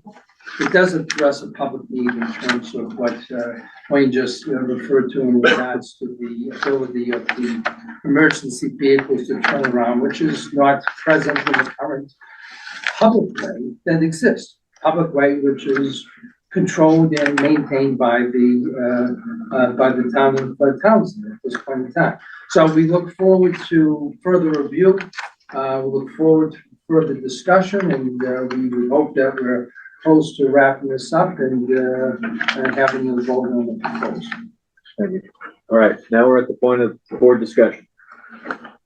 Can I ask you to address a concern from that letter that I asked you about? Property disputes? Yeah, the land dispute and being inaccurate, the bounds and things. Are you aware of that? There are no boundary disputes present. And We don't know where they're getting that information. there are none. There are none. Okay. Zero boundaries. So what was Miss Sykeman referring to? I have no idea. The only thing that I've ever been made aware of is there's currently, and I forget which lot on Cedar Road, but we actually received a call from an attorney for the title company on that lot. Cadens, it was Cadden, yeah. They had called to see if we would be open to granting that property owner an easement because their driveway currently crosses over our land. So as far as property dispute, I don't think anybody's claiming that our land is their land, but there is a driveway that currently sits on our land. On your land? Yeah. And our response to Caddick was we would be more than happy to grant an easement, given that property owner the right to pass over so that they don't have to take up any asphalt or reconfigure their driveway. That's the only property, it's not a dispute, but that's the only, I guess, boundary issue that I've ever been made with. Okay. We have ended public comment. I can understand you have a view. I'd like to continue with the board's comment for the moment. Go ahead, Brett. Are you engaged an attorney? Have we engaged an attorney? Yeah. The title company is looking at it right now, but this is news to me. There's not a dispute. You have the letter. It's in the record. Okay, continued board discussion. We'll go clockwise. I'm thinking. Cindy's thinking. Pass for a moment. Pass for a moment. Carol, any thoughts? I was just curious about the dispute, and Robert already addressed that. Brett, thoughts, comments? Okay, please share. I think my first one would be to Wayne. Wayne, if this is not accepted as a town road, does it then become a private road, a common driveway? What would it be categorized as? Mr. Chairman, it would be a private road. My experience with private roads too is that when the board makes its decision, there is a covenant that typically goes with the board's decision. And you'd have to work within that covenant in the development of the road. To David's point earlier, if it is a private way, it's not like they would necessarily have to construct it per the subdivision rules and regs, or per the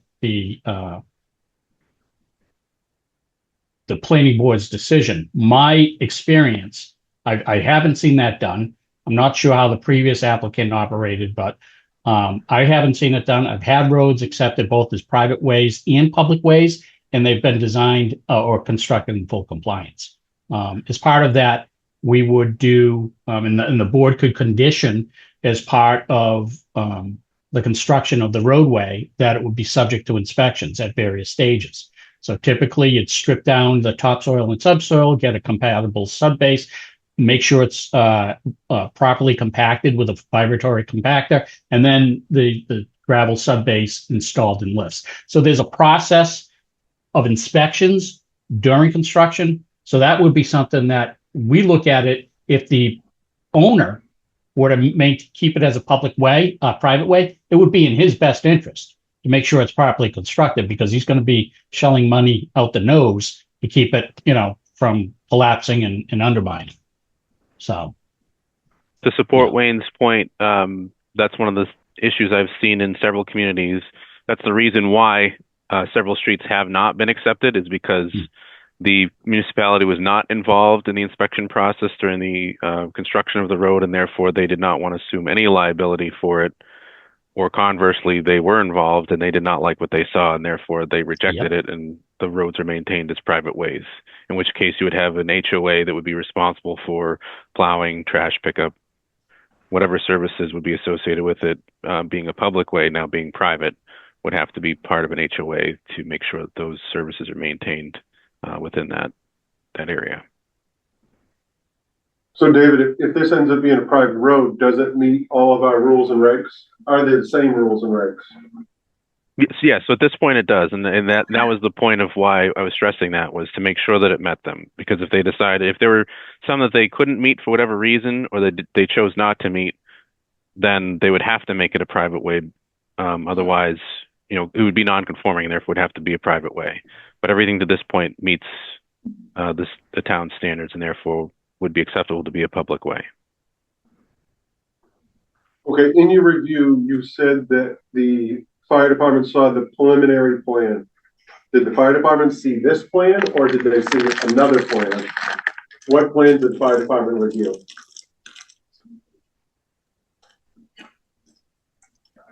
Wayne, I believe that's a question to you. Oh, I see how this works now. Yeah, so to respond to that, so I know they reviewed the preliminary plan. I did speak to them to this plan. When we file the plans with the town, my understanding is that whenever we file a definitive plan, the plans go to various departments, including fire, Board of Health, conservation gets it initially for, let's say, for preliminary and for the definitive when we file the notice of intent. But either way, all the boards and department heads receive a copy of the plans. So I am sure that the fire department has reviewed this. Like I said, in my discussions with him, I would encourage the town, the board, should you have any questions of the captain, give him a shout. Give him a shout. He told me, I asked him specifically if I could take the conversation that we had and incorporate it into the letter, and he said yeah. And that's why I incorporated his comments.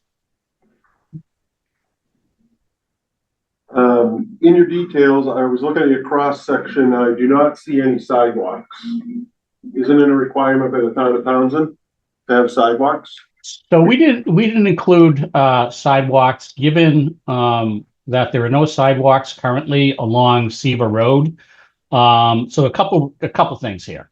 So to maintain that rural character and to provide for the safe turnaround for fire apparatus, this is why we have the road as designed as is. The other thing is that as we laid out the road, there was a question about the removal of trees along the sideline of the road. I think if you folks take a look at the site preparation plan, which would be one of the earliest sheets, in fact, it's sheet 8 of 17, it shows that we're maintaining and protecting the specimen trees along the roadway. And that was in part why we wanted to keep the shoulders really nice and tight. And I think that was the intent of the original engineer that did the plan as well, was to maintain that tree-lined corridor and that tree canopy over the roadway. So like I said, because of the nature of the road, it's a 500-foot cul-de-sac coming off of another road that has no sidewalk. And that's typically how we would handle something like that. It's almost like, so the only time, let's say if I could, if this were a cul-de-sac coming out to, let's say, Route 2A or something, okay? And Route 2A was absent of a sidewalk. The last thing I want to do is have pedestrians walk out onto Route 2A if there is no sidewalk. So in this particular case, we've got Seaver Road with its length as is, and the proposed Seaver Road extension. There is no sidewalk proposed because there really isn't anything on Seaver Road, and we want to maintain that character of the existing trees, preserve those trees. I may be mistaken, but I believe this was also addressed in the preliminary subdivision plan, and I believe a waiver was requested. Waiver was Granted. Requested at that point and granted. Yep. Yeah. Thank you. Did the preliminary plan come in front of us? I think it was prior. Yeah, I may have just been on the board. I may not have been on the board. If you weren't on the board, It was a while ago. We've waived them before. I think It was a while ago. Yeah.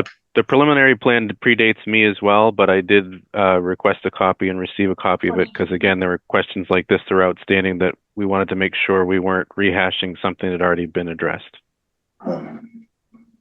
No, Right. we waited them before, and I thought we were gonna revise the bylaw on that. That was when Laura. We have not. Say what? We have not probably revised that bylaw yet. We have not, Yeah, the bylaw provides the planning board an opportunity to waiver. to either, it doesn't say that they're required or not required. It says that we can require them or not require them. Right. We have that opportunity in the bylaw, and I want to finish Brett's I'm sorry. questions. Yeah, it was waived. yeah, I got a few more. Wayne, everybody talks about your elaborate drainage system. I take it that, it meets the total suspended solid removal? Oh, it sure does. So through the chair, I've heard a lot about this drainage system. Did I like to design this drainage system? No. But unfortunately, 40, 50 years ago, and I'm sure David would agree with this, there were no regulations in place. So each developer did their own thing. It was because of that we've got these regulations. Some of them are ridiculous, but I understand the intent. So when we design these systems, we have to mitigate the stormwater runoff, the rate at which it leaves the site, the quality of the runoff. The quality of the runoff has come into play within the last 25 years, maybe 30 years. But prior to that, it was just the peak rate of runoff. So we have to mitigate for a lot of things. And that's basically why we have the system we have. In a perfect world, as I said to you folks into the Conservation Commission, looking at the preliminary plan, I appreciate what was presented by the other firm, but it was an open drainage system with a roadside swale. When you're looking at slopes of 7% with a roadside swale, that just begs for erosion. I have seen it. I sit on the town board. I've done inspections. I've seen it. And so we went with the curb system. Is it more expensive to the client? Yes. Does he like it? No. But unfortunately, it's the regulations that put us in this position. In terms of looking at, to construct a road like this and to construct these homes, it's very costly. It's very costly. And as much as they're getting for these homes these days, in many communities, when you look at the construction costs ever since COVID, and a couple of years ago when materials with the embargoes overseas, the construction costs have gone through the roof. So when you're looking at something like this, what the drainage system is what it has to be. I don't like it. But it does its job. And it passed muster with the peer review consultant. Is it over-designed? No, it's designed in compliance with regulations. You meet with no pretreatment? I'm sorry?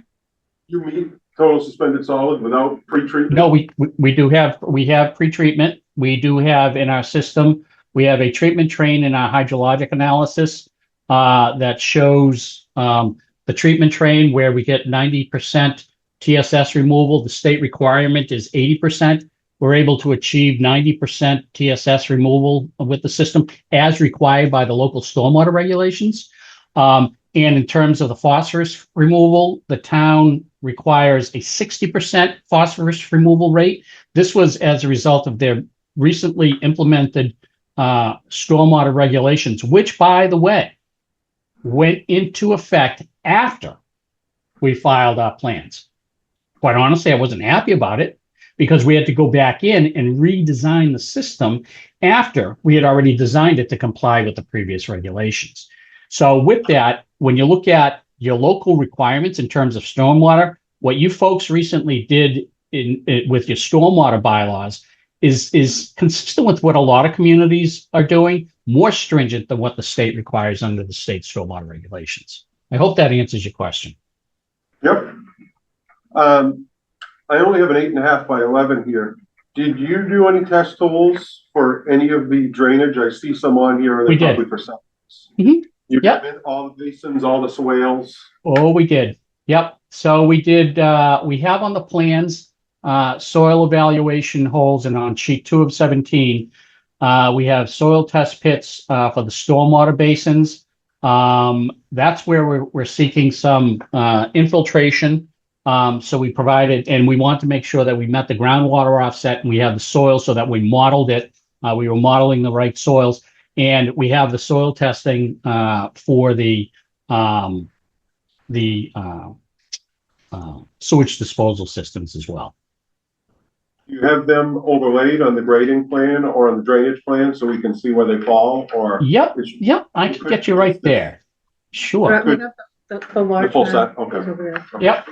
So on the full set, you will see on sheet 9 of 17, where we have the grading and drainage plan. It shows the test pits. They're a little screened back because on this it's a proposed thing, so the proposed features are bolder than the existing. But you can see where test pits are proposed or were dug for both the sewage disposal systems and the stormwater systems. That particular sheet 9 of 17, because its intent is purely for grading and drainage, we only put the soil test pits specific to grading and drainage. If you look at the lot development plan as well, you will see that that plan also has the test pits, and that would be sheet 10 of 17. Sure. If I may, one other comment that was made earlier was about low impact design where practicable. And so the infiltration system is a low impact concept, it's a low impact design. Where practical, one of the criteria of that would be that you have to be able to infiltrate the water into the soils below. And so therefore, if the soils are too wet or if they're too dense, if they're clay or silty type soils and you can't do that, then you can't use certain types of low impact. Yep. I do appreciate that comment, Mr. Chairman, of David. There are sites to do true low impact development. I've done systems where it's been a true lid system. I did an open space development in Sutton a while ago, a true lid system. It had great soils, fairly flat topography. It screamed low impact development. We did it. I've done hybrid systems. The thing that works for low impact development is flatter topography and great soils. The topography, like I said, coming down this roadway, you're at about 7%. That's not conducive to roadside swales, as I've indicated earlier. And secondly, the soils out here are hydrologic soils group C, which they do have some silt in it rather than a coarse sand that has some silt. So it doesn't allow the water to permeate through it as well. So we would have loved to have used it. As David said, we do have it in terms of the infiltration, and it's to the greatest extent practicable, as noted in the stormwater regulations. You will note to the north side of the site along the property line of number 40, we do have that elongated swale. So the low impact development principles, if you want to mimic existing hydrology, that's what we've done there. So as it flows through that swale and everything's intercepted there, and then it's released through the level spreader, it begins the process of beginning to flow again as a sheet flow rather than a shallow concentrated flow, which creates scouring velocity. So we implemented it as best we could given the site conditions. Thank you, Wayne. Brett, is that? I think that's most of them, yeah. Okay. Robert, I did think we started with you, and Cindy, you were thinking, I don't know. I think I'm good. Okay. So the applicant has received the comments from, or will receive the response letter from Hoyle and Tanner. They'll need a chance to respond to that. You know what? We have mandatory referral comments we need to read into the record. Cindy, would you read the one you wrote? I gotta find it. Okay. Yeah, I can try. I got them up right now. You got it. Okay. So I'll read it out. May 11th. This is for the Commission on Disability. Reviewed the information for the Zero Seaver Road subdivision extension application for the public hearing on Monday, May 11th, 2026. The Commission on Disability recommends sidewalks be provided IAW Chapter 175, Article 2, Chapter Sidewalks of the Townsend Subdivision Control Bylaw to provide mobility, safety, and accessibility for residents. We noticed that the preliminary plan approved by the Planning Board in 2022 approved a waiver of sidewalks for the subdivision. For for future applications, the COD recommends sidewalks be required and constructed. IAW 521 CMR 20 accessible route and 21 curb cuts on behalf of the Commission on Disability. Respectfully submitted, Cindy Marie King, Chair, Commission on Disability.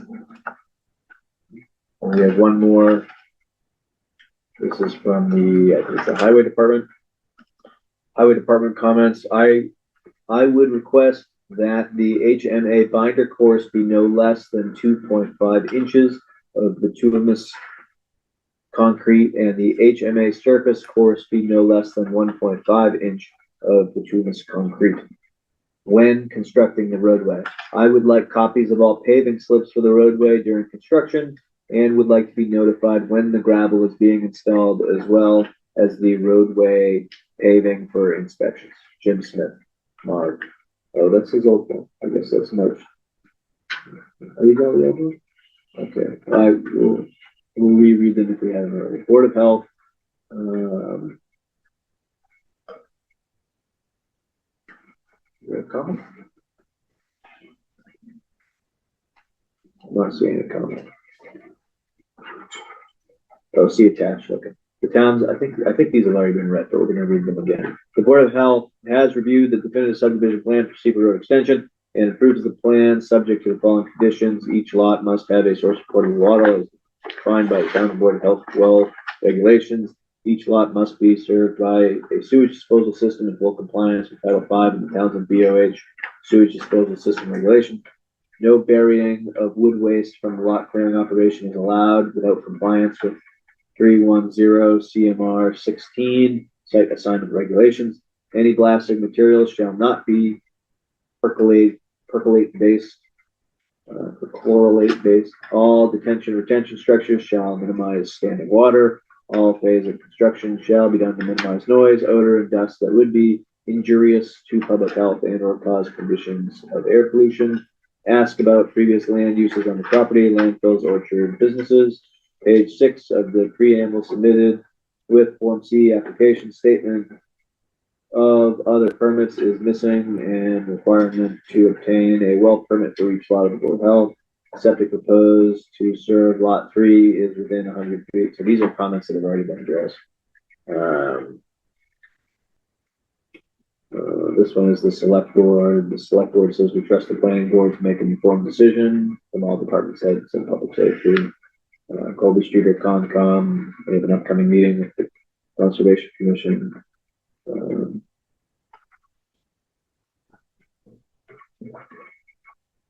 Building commissioner, building zoning okay, permits for buildings, earth removal, stormwater needed.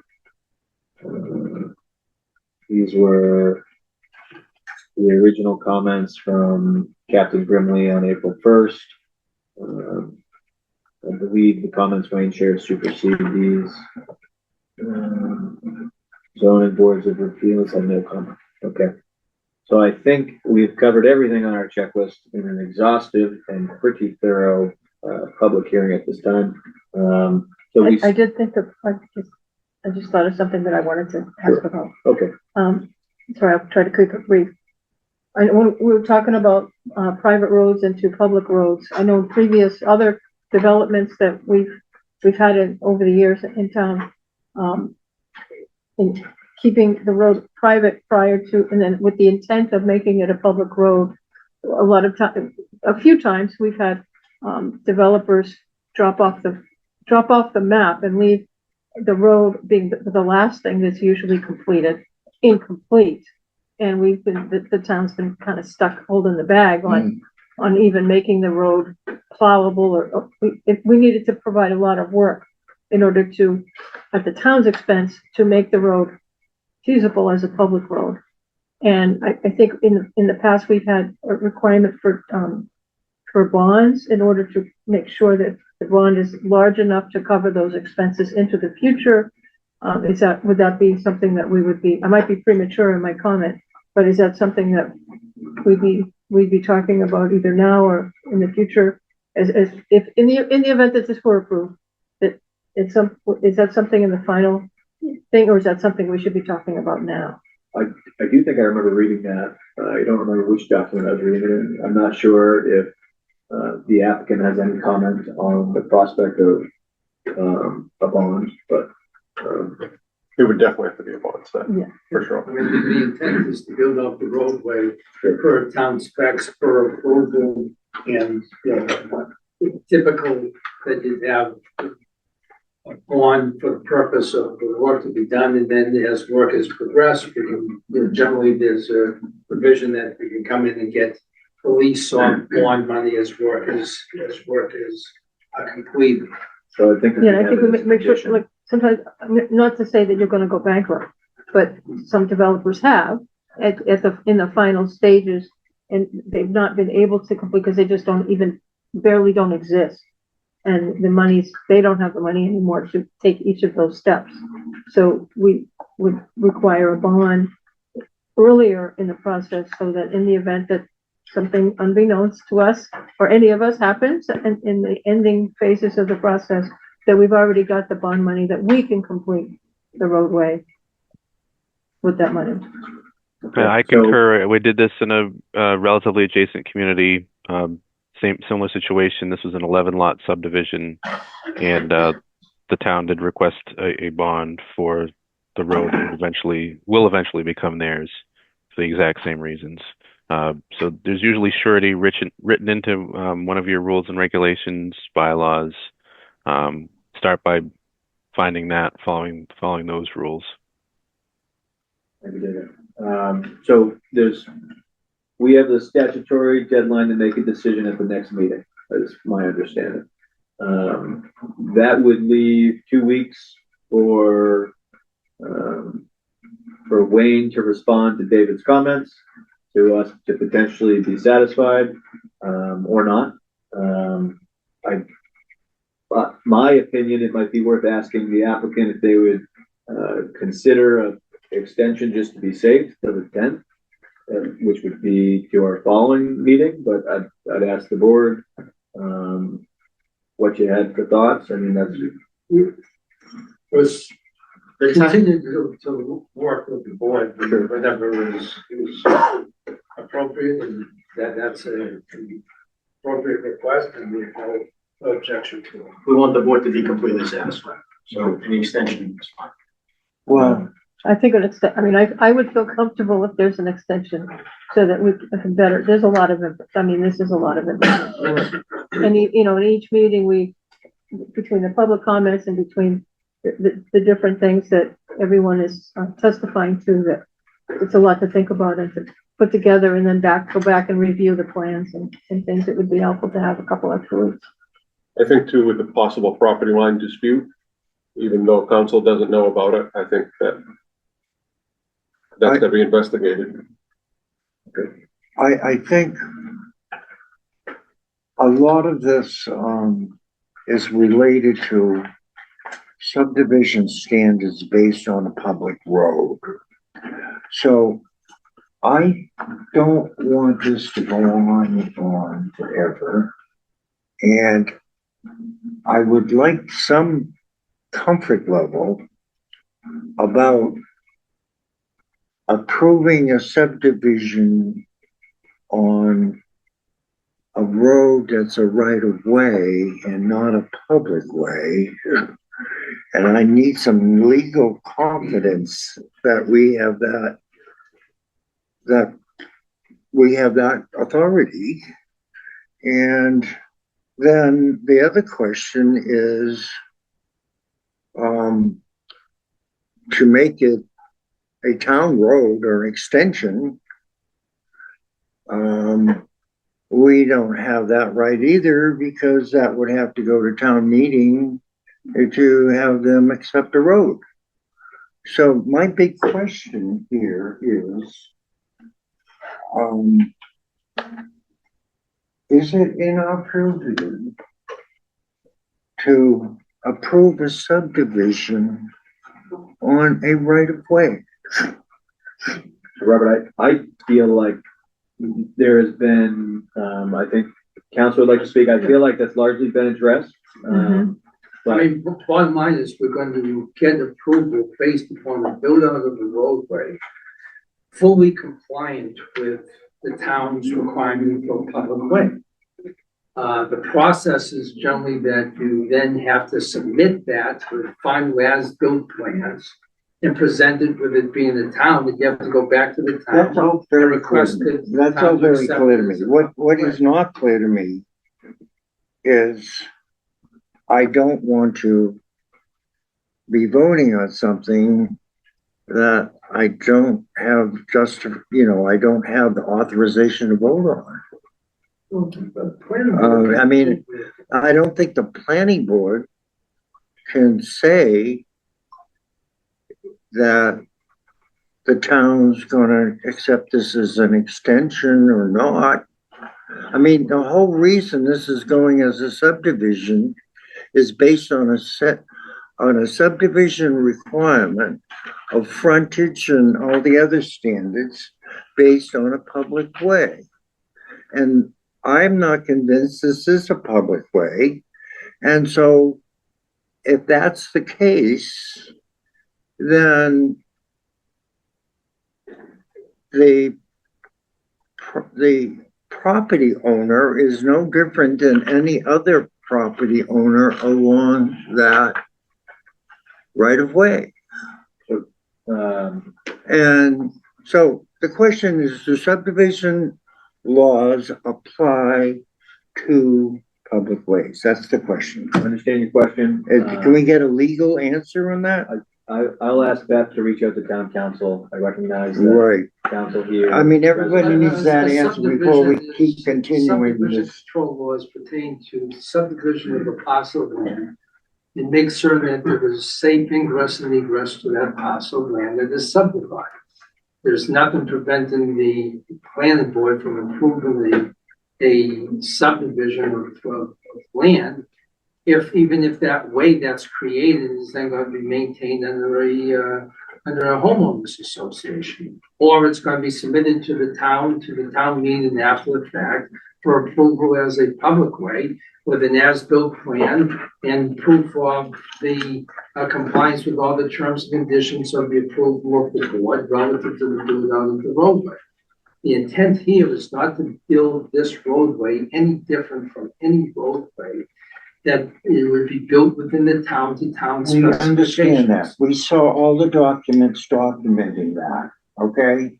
So, and everything I've seen, I know it's what's gonna be, would work.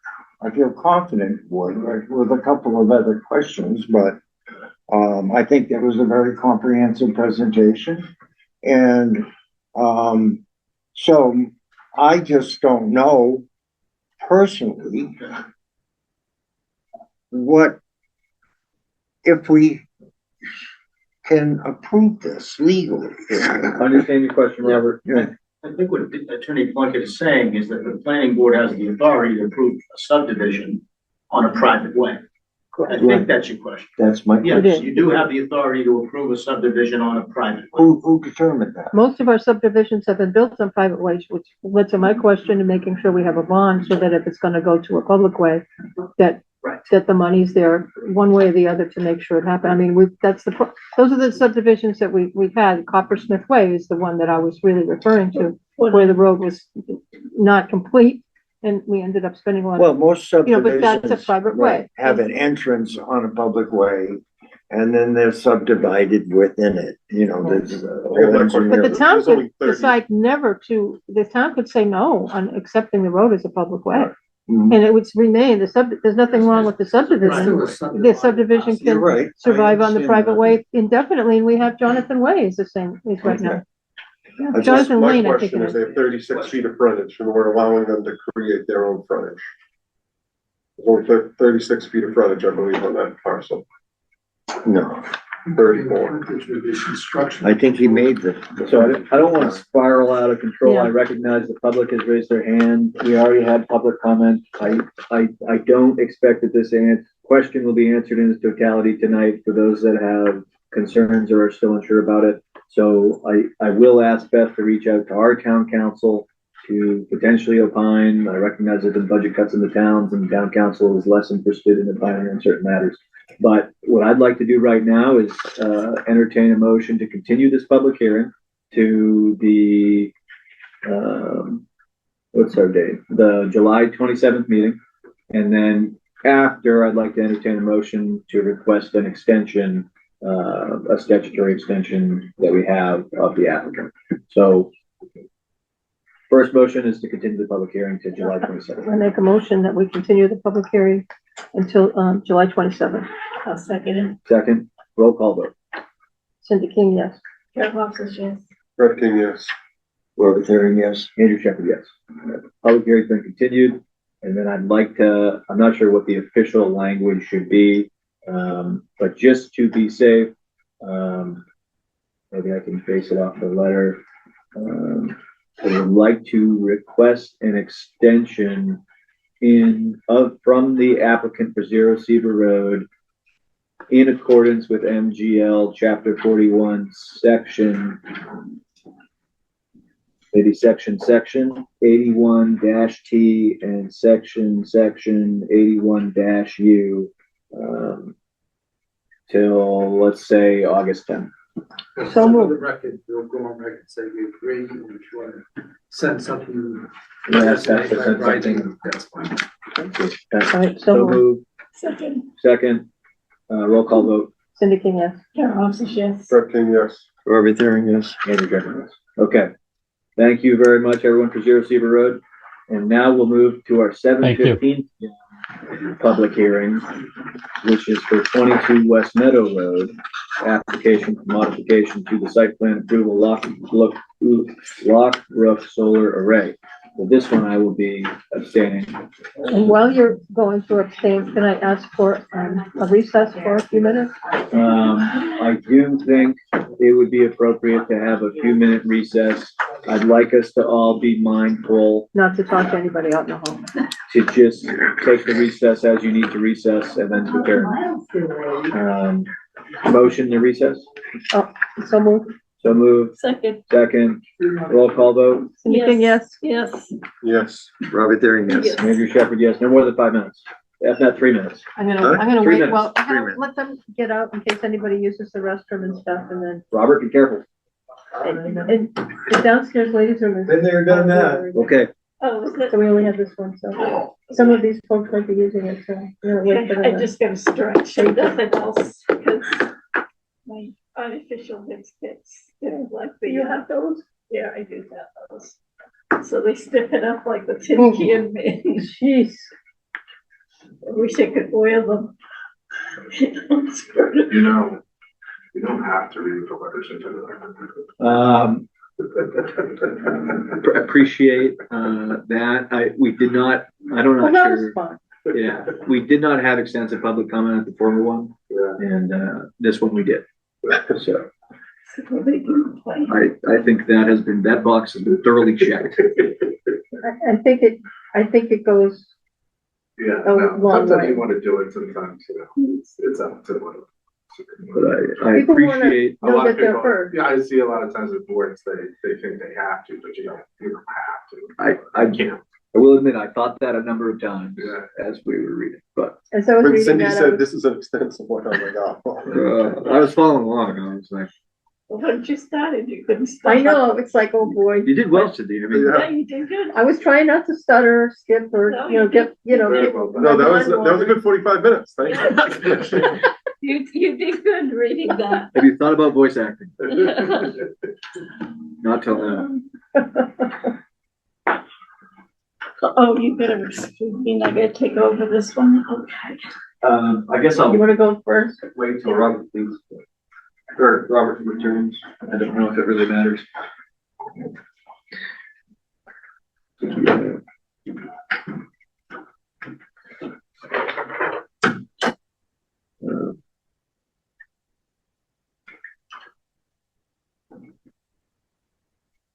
We didn't necessarily cover everything on the agenda, We've got a bunch of stuff left, though. but, We've got an invoice to pay, do we pay it?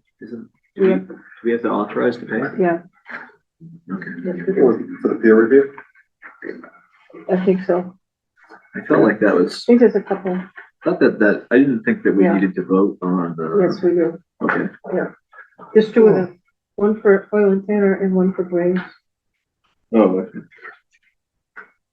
Is there anything else that is utterly essential for later in the meeting?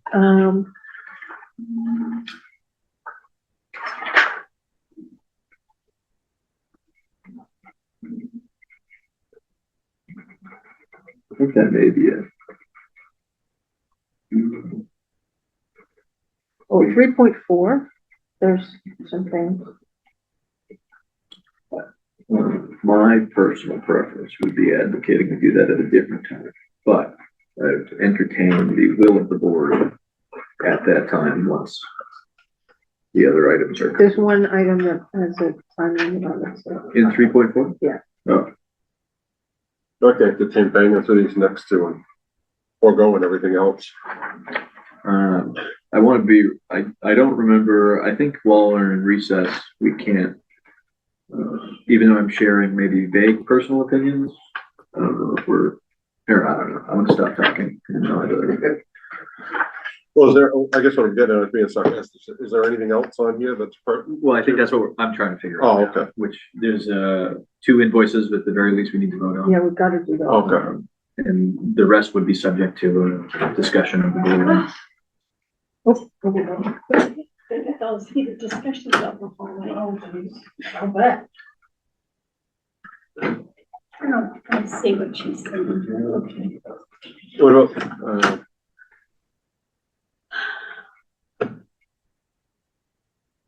Carol, if Oh, you'd what am like, I doing? I gotta go up here, right?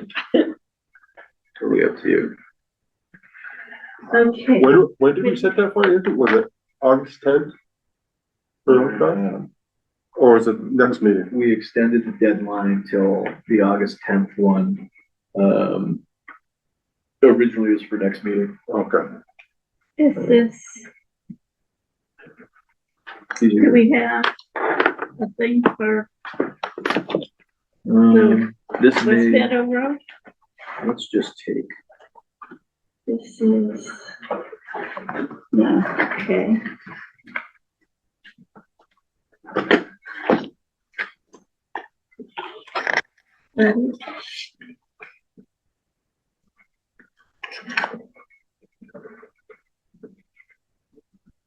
oh, these might be Cindy's. It's not in that pile, is it? That's the Well, maybe this is it. Yeah. Next thing. 22 West Meadows right here. And I would presume that the other. Robert, you cause any trouble out there? No, No? I had to dodge it. They're all out there in the hall. Probably waiting for it. And Cindy should be back soon. I wish you just yell when you're ready. Hopefully it's done. Okay, Robert, thank you.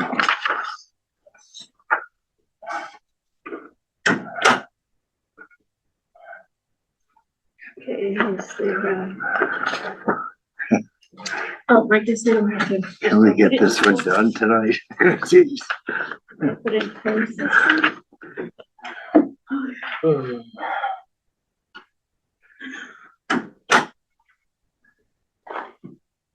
Everyone's.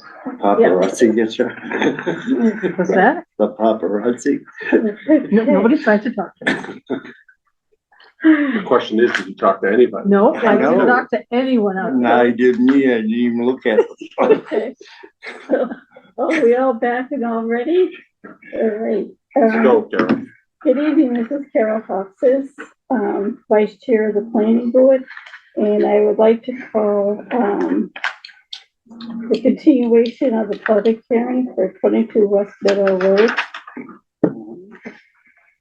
And can I take a roll call vote? Cindy King, yes. Red King here. Robert Theron here. And Carol Fox is present. And I believe this is your letter.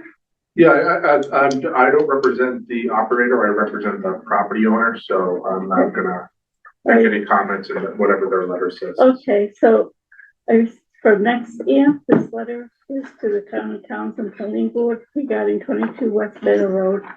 Application for modification to site plan approval. Dear members of the Townsend Planning Board, thank you for your continued attention to the screening requirements for the solar facility at 22 West Meadow Road. It is our understanding that republication is necessary due to changes in board membership. As we await this republication, we expect the next session to be held August 10th following republication. Sincerely, excuse me, Lawrence Provost, Rockbrook Solar LLC, 101 Summer Street, second floor, Boston, Mass. Do we know what republication means? Just said, sorry, for the record, Attorney Christopher Elton.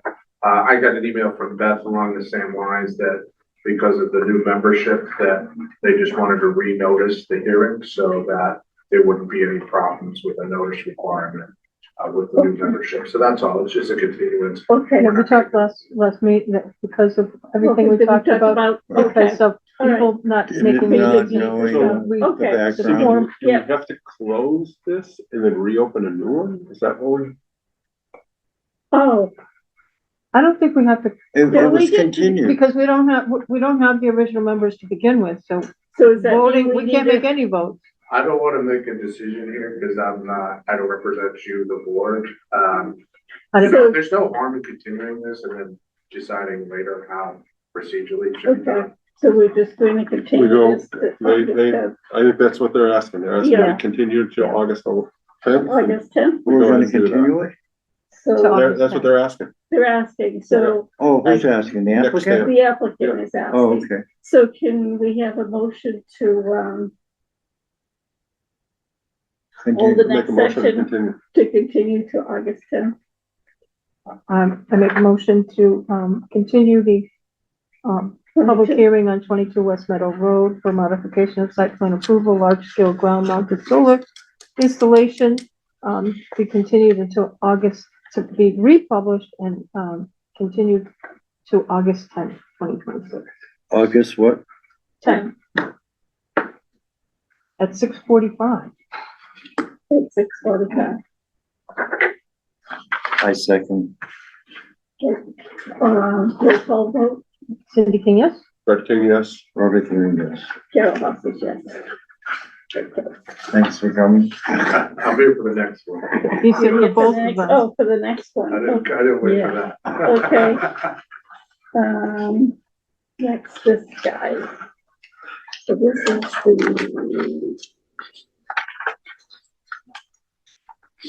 Three-wheeler road. yeah. So I think I do that one too.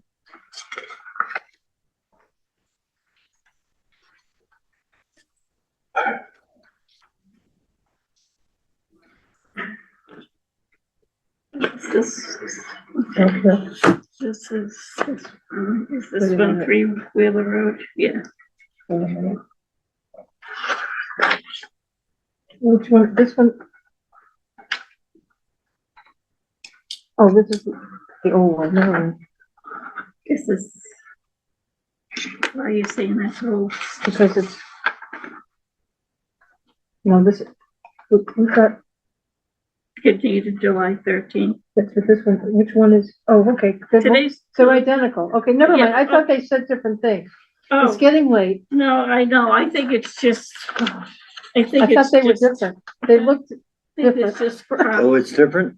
no, they're not, they're just- not, I was they're- hallucinating. They're just, Understandable. Hallucinating. they're just copies. Okay. That's okay, I get it. What did I do with that? Oh, maybe I didn't bring it, but that's okay. So what I do is this.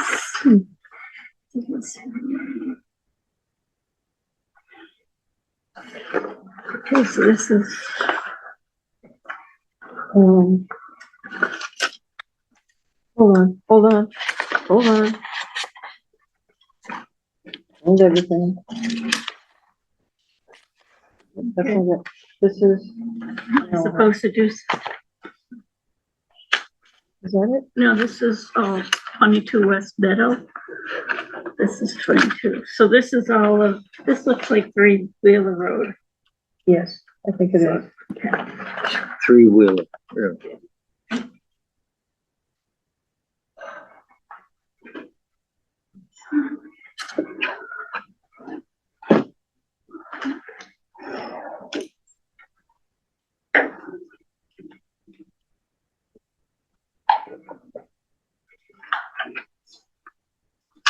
Okay, good evening. This is Carol Hoxis, Vice Chair of the Planning Board, and I'd like to continue the public hearing for Three Wheeler Road.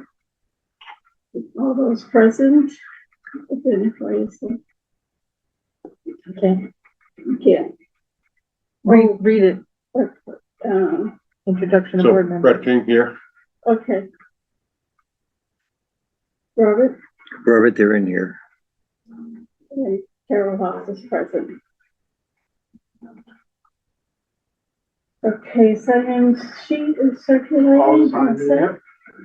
The legal ad, do we have a legal ad?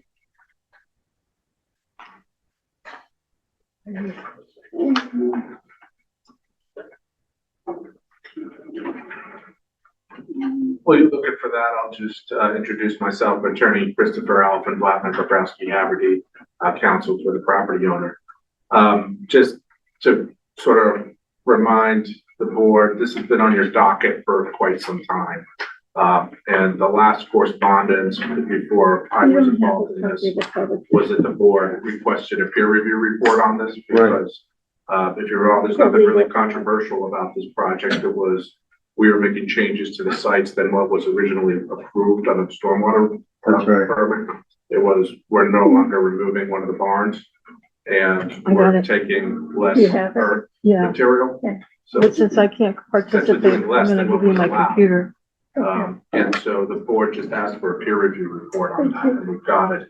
The letter dated June 23rd, 2026, and I'm sure the board's reviewed that, but there wasn't any comments, there wasn't any issues with the peer review, so hopefully we can proceed with it. Okay, I have the legal notice. In accordance with Mass General Law, Chapter 40A in the Townsend General Bylaws, Chapter 85 MPDES, Phase 2 Stormwater Management, and Chapter 175, Article 5, Stormwater Regulations, the planning board will hold a public hearing on Monday, February 23, 2026 at 7:15 p.m. in the Select Board Chambers, Memorial Hall, 272 Main Street. The purpose of the hearing is to consider an application submitted by Gary Shepherd for modification of existing stormwater management permit SM 2022-02. The proposed modification seeks approval to reconstruct the building in an area previously designated as a restoration area under a concurrently granted earth excavation special permit. The project involves disturbance of approximately 264,000 square feet of land, including areas with slopes greater than 15%, located at Three Wheeler Road, assessment map 4, block 9, lot 0 in the RB2 zoning district and the Aquifer Protection Overlay District. The hearing will be held in person with virtual Zoom and for remote access. And the application's on file with the town clerk and the planning board for review. Thank you. Madam Chair, I'll repeat myself what I was speaking to the other board members. This has been on your docket for quite some time. This was a modification to an existing stormwater permit. And the reason why we need a modification is because the changes is we're no longer removing one of the barns on the site and we're doing less earth removal. So even though we're doing less, the stormwater infiltration system made some modifications and therefore we needed a modification to the original permit. But if you recall, one of the discussions this board had was about whether there should be a peer review or not. And there was a peer review actually done, and that was submitted by Jarvis Engineering dated June 23rd, 2026. We and our project engineer reviewed the peer review and there are no issues in the peer review. So we're hoping we can just get approval to allow this modification. Do we have a copy of the peer review here? I have one copy here. Yeah, I thought I had brought a copy. I don't remember seeing that. Are these the same? Yes, that was, no. No, there was It's two. dated June 23rd, 2026. Yeah, there was June 5th and June 22nd. Do you want to, yeah, both of them? Did you look at them? Was it in the portal? Yeah, there Yeah, was. I thought it was, yeah. Yeah, they both were. Yeah, in the I thought it portal. was. Yeah, no, I read it. We tried to have this meeting a month ago, whatever it was, but we had an issue with it. We had a quorum issue, so. So you may have read this letter a month ago and just forgotten. Did you have a change? I'm sorry? Do you have any issues with the peer review? I think I'm happy with the peer review. Disturbed about a couple of things.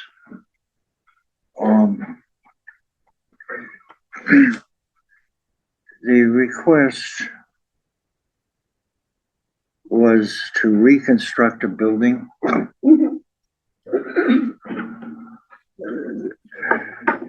So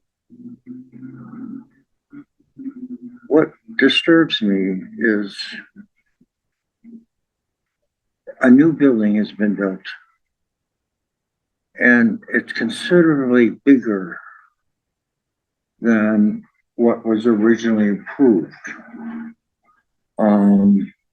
It wasn't approved, it was gonna be demolished. No. The original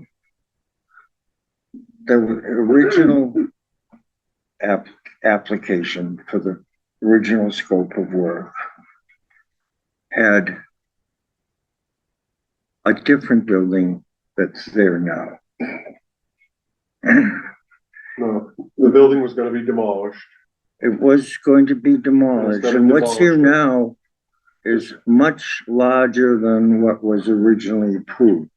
I believe it was built on the same footprint from what the plan We didn't showed. approve the building. And We approved to demolish, the original plan was to demolish the building. we're not approving any building. That was a building inspector. He's the one that issued the permits, and that has nothing to do with us.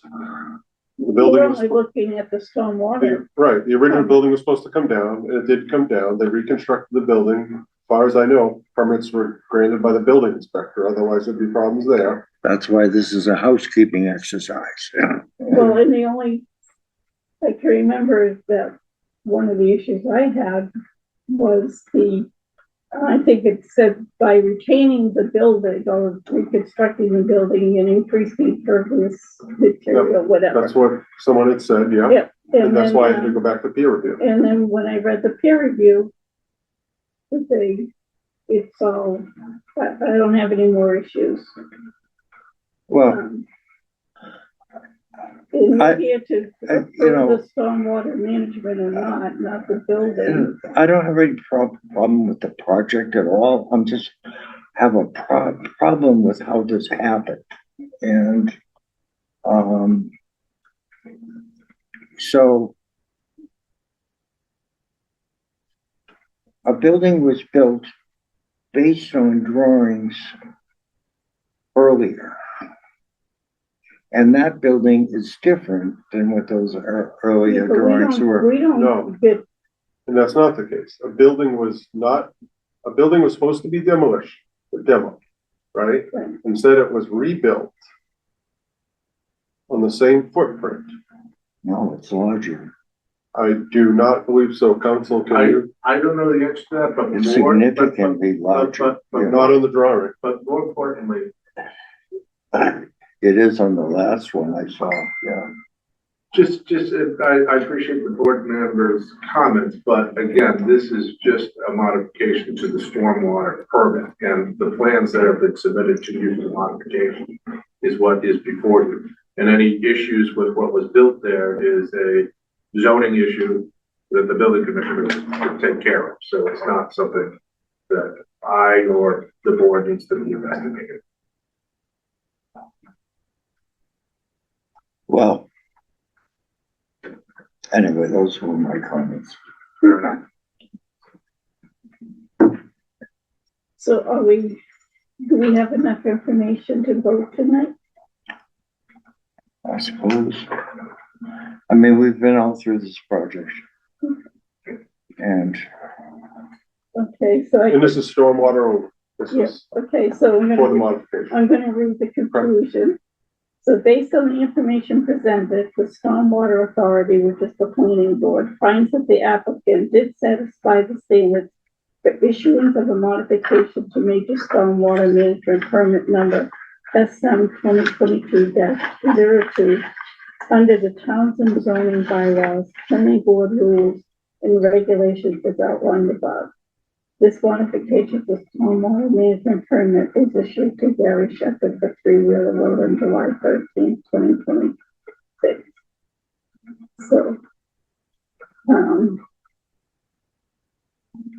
So we need a motion to issue a modification to the major stormwater management permit SM 2022-02 to Gary Shepherd for 3 Wheeler Road for a period of 2 years, according to the plans and reports submitted.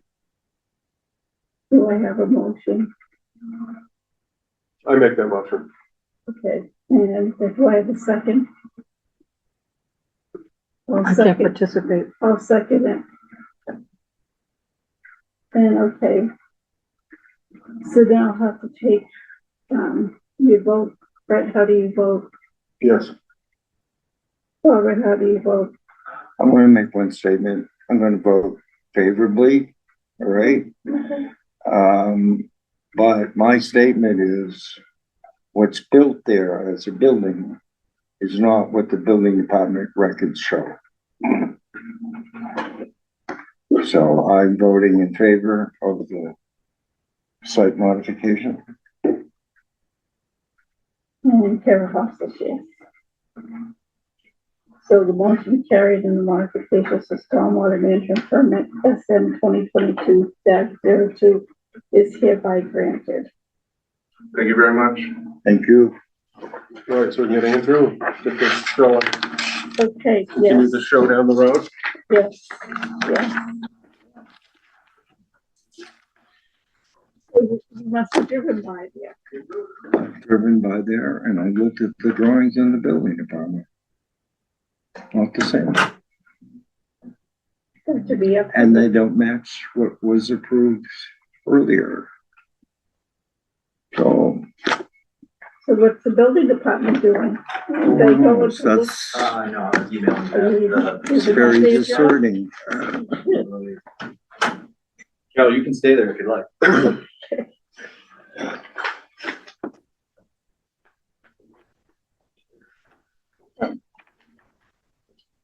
Are we ready to retire? It seems there's, unless you guys have already dealt with it. We haven't dealt with What do we have? haven't done anything outside of, We have, so What else do we have left? I've got a few things. Okay. I do not have the agenda in front of me. I think It's, it's three. well, Oh, I there's do. one there, there's one there somewhere. 3.4. 3.4. 3.2. No. We did the, Yes, 3.2.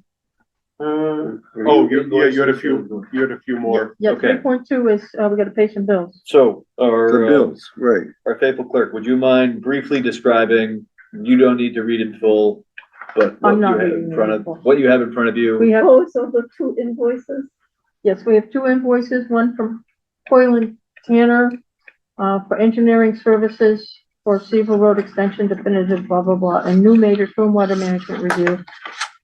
Project 26.218601.00.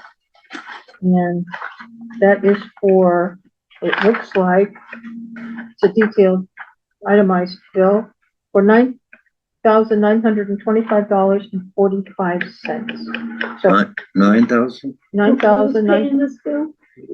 My understanding is this comes from a Andrew. fund, yes, me personally.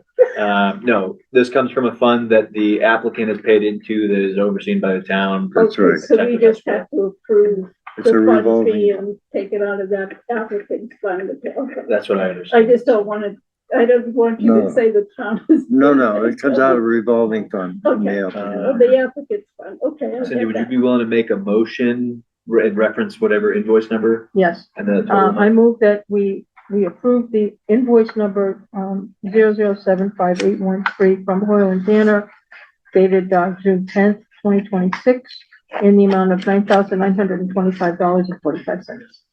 Oh, second. Moved, seconded. We'll do a roll call and we'll start from here. Brett? Yes. Richard, yes. Robert Theory, yes. Carol, what's this, yes? Yes. Andrew Shepherd, yes. Excellent. And we have another one. Okay, I move that we approve the invoice submitted by Graves Engineering for $1,451.75 for invoice number 40866 dated, the invoice date is June 12th, 2026, and this is for Three Wheeler Road. That was additional service or Different project. different project? So motion's been made, motion's been seconded, roll call vote. Richard, yes. Robert Theory, yes. Carol, what's this, yes? And Cindy King, yes. Andrew Shepherd, I'm gonna abstain, assuming I think I know what the project's about. Oh, okay. Okay, Oh, that still passes. it So, still passes. okay, so that covers, I think, what is the most pressing and important business that is before us tonight. I just have one thing. Sure.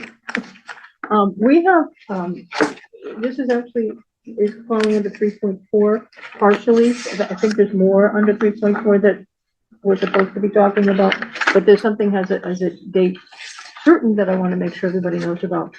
At some point in the fall, well, at some point, yeah, we're required to do, to change our bylaws, or I think we have to change our bylaws to allow, citing for, energy citing.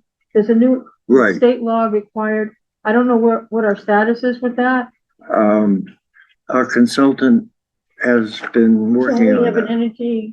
Energy citing, okay. But we have an energy guru or something. Oh, There's an consultant energy committee. department. There's a. Yeah, but we're, Townsend Energy. this No, is this is zoning. something different. This is zoning. This Right, is for zoning. We have to Right. have a zoning right, for the bylaw. ADU. To, no, energy citing. So that people can, by right, we're required to change our bylaws no later than October. So anyway, there is a meeting, I'm gonna read this whole thing. Thank you. Because there's two meetings in one, and you'll enjoy it. Maybe it will entice you to go. The whole 14 pages? Is it, Oh, No, it's not, only 11. is it online or in person? It's in person. Oh, This is in person.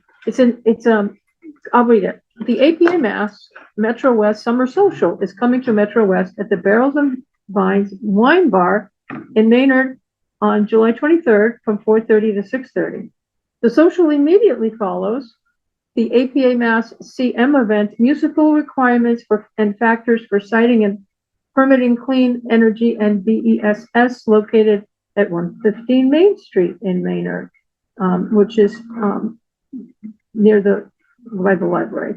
There's two different locations in Maynard. Unfortunately, I've only got the social, but there's a meeting. I can send it to Beth or send it to all of you. Okay. It's not a violation. 3.4? This Or is it part of it? is an email I have. Oh, okay. But this is not specifically, but there's a training, or it's a discussion on July 23rd. I think it's at 2:00. I pulled up the wrong email, but there's a social afterwards at 4:30. So if you go, you gotta register for that. But there's a meeting in Metro West in Maynard to learn about what the latest and greatest is and what we need to do and what other communities are doing on the siting, the municipal requirements and factors for siting, permitting, clean energy, and BESS. So, I just, Okay, thank you. and make sure everybody knows about, I have registered and I am gonna be attending both events, so. Okay. But I think, there was another training I attended a month or so ago, since I got on the board, but it was like new and overwhelming. And so I feel kind of overwhelmed on the information. So I would really like it if somebody else would join me Well, on this, so that, send it to me, and if I can go, I'll go. Share it with Beth and have her send it out. Yeah, okay. I will. I just gotta check my calendar to see. Robert? Yeah, I think it starts at 2:00. I think it's at the library. Yes, the meeting itself is at the Maynard Library, which is down the street from this social event. Robert, do you have a question or thought? I just, wanted to bring up a topic. Remember at the previous boards that, we were talking about wellness and design. So I went ahead and prepared a bylaw thing that I'd like to have the board have available and review, and comment on or modify or whatever. So I made that available to Beth. She just didn't have time to get it on the agenda. Okay. So I'd like to get it on. My advice to her would be that preferably when we don't have a subdivision public hearing on the agenda, would be my preference. Which I don't think would be next meeting, but I am happy as a fellow board member of yours to consider it and to have us all look at it. And, I know, that's what the idea was, get something in paper and we can look at it. I would think hopefully when the schedule lightens up a little bit, and I think it's somewhat directly connected to what we've been working formerly with Joe Boyle for MRPC. So I think that's more than reasonable. I think the 10th is already booked because, West Meadow asked for continuance to the 10th. I know you can't talk about it, but sure, between Cedar Road and that, I mean, that's probably. We should be getting through all those. Yeah, who knows? We're getting rid of them one at a time. So I think arguably 3.4 we haven't covered. I'm going to ask Beth to move that to an additional meeting. I think we identified 3.1, 3.2 we've completed. 3.3 we addressed in the very beginning, and 3.5 marijuana will continue slowly. Noticing from abutting towns, I wish we'll just do those at the subsequent meeting. So we'd like to entertain a motion to adjourn. Make a motion to adjourn at 9:42 p.m. Is there a second? Second. All those in favor, roll call. Aye. Aye. King, yes. Probably there, yes. Cindy King, yes. And Shepherd, yes. The ayes have it. Thank you, TCAM, very much.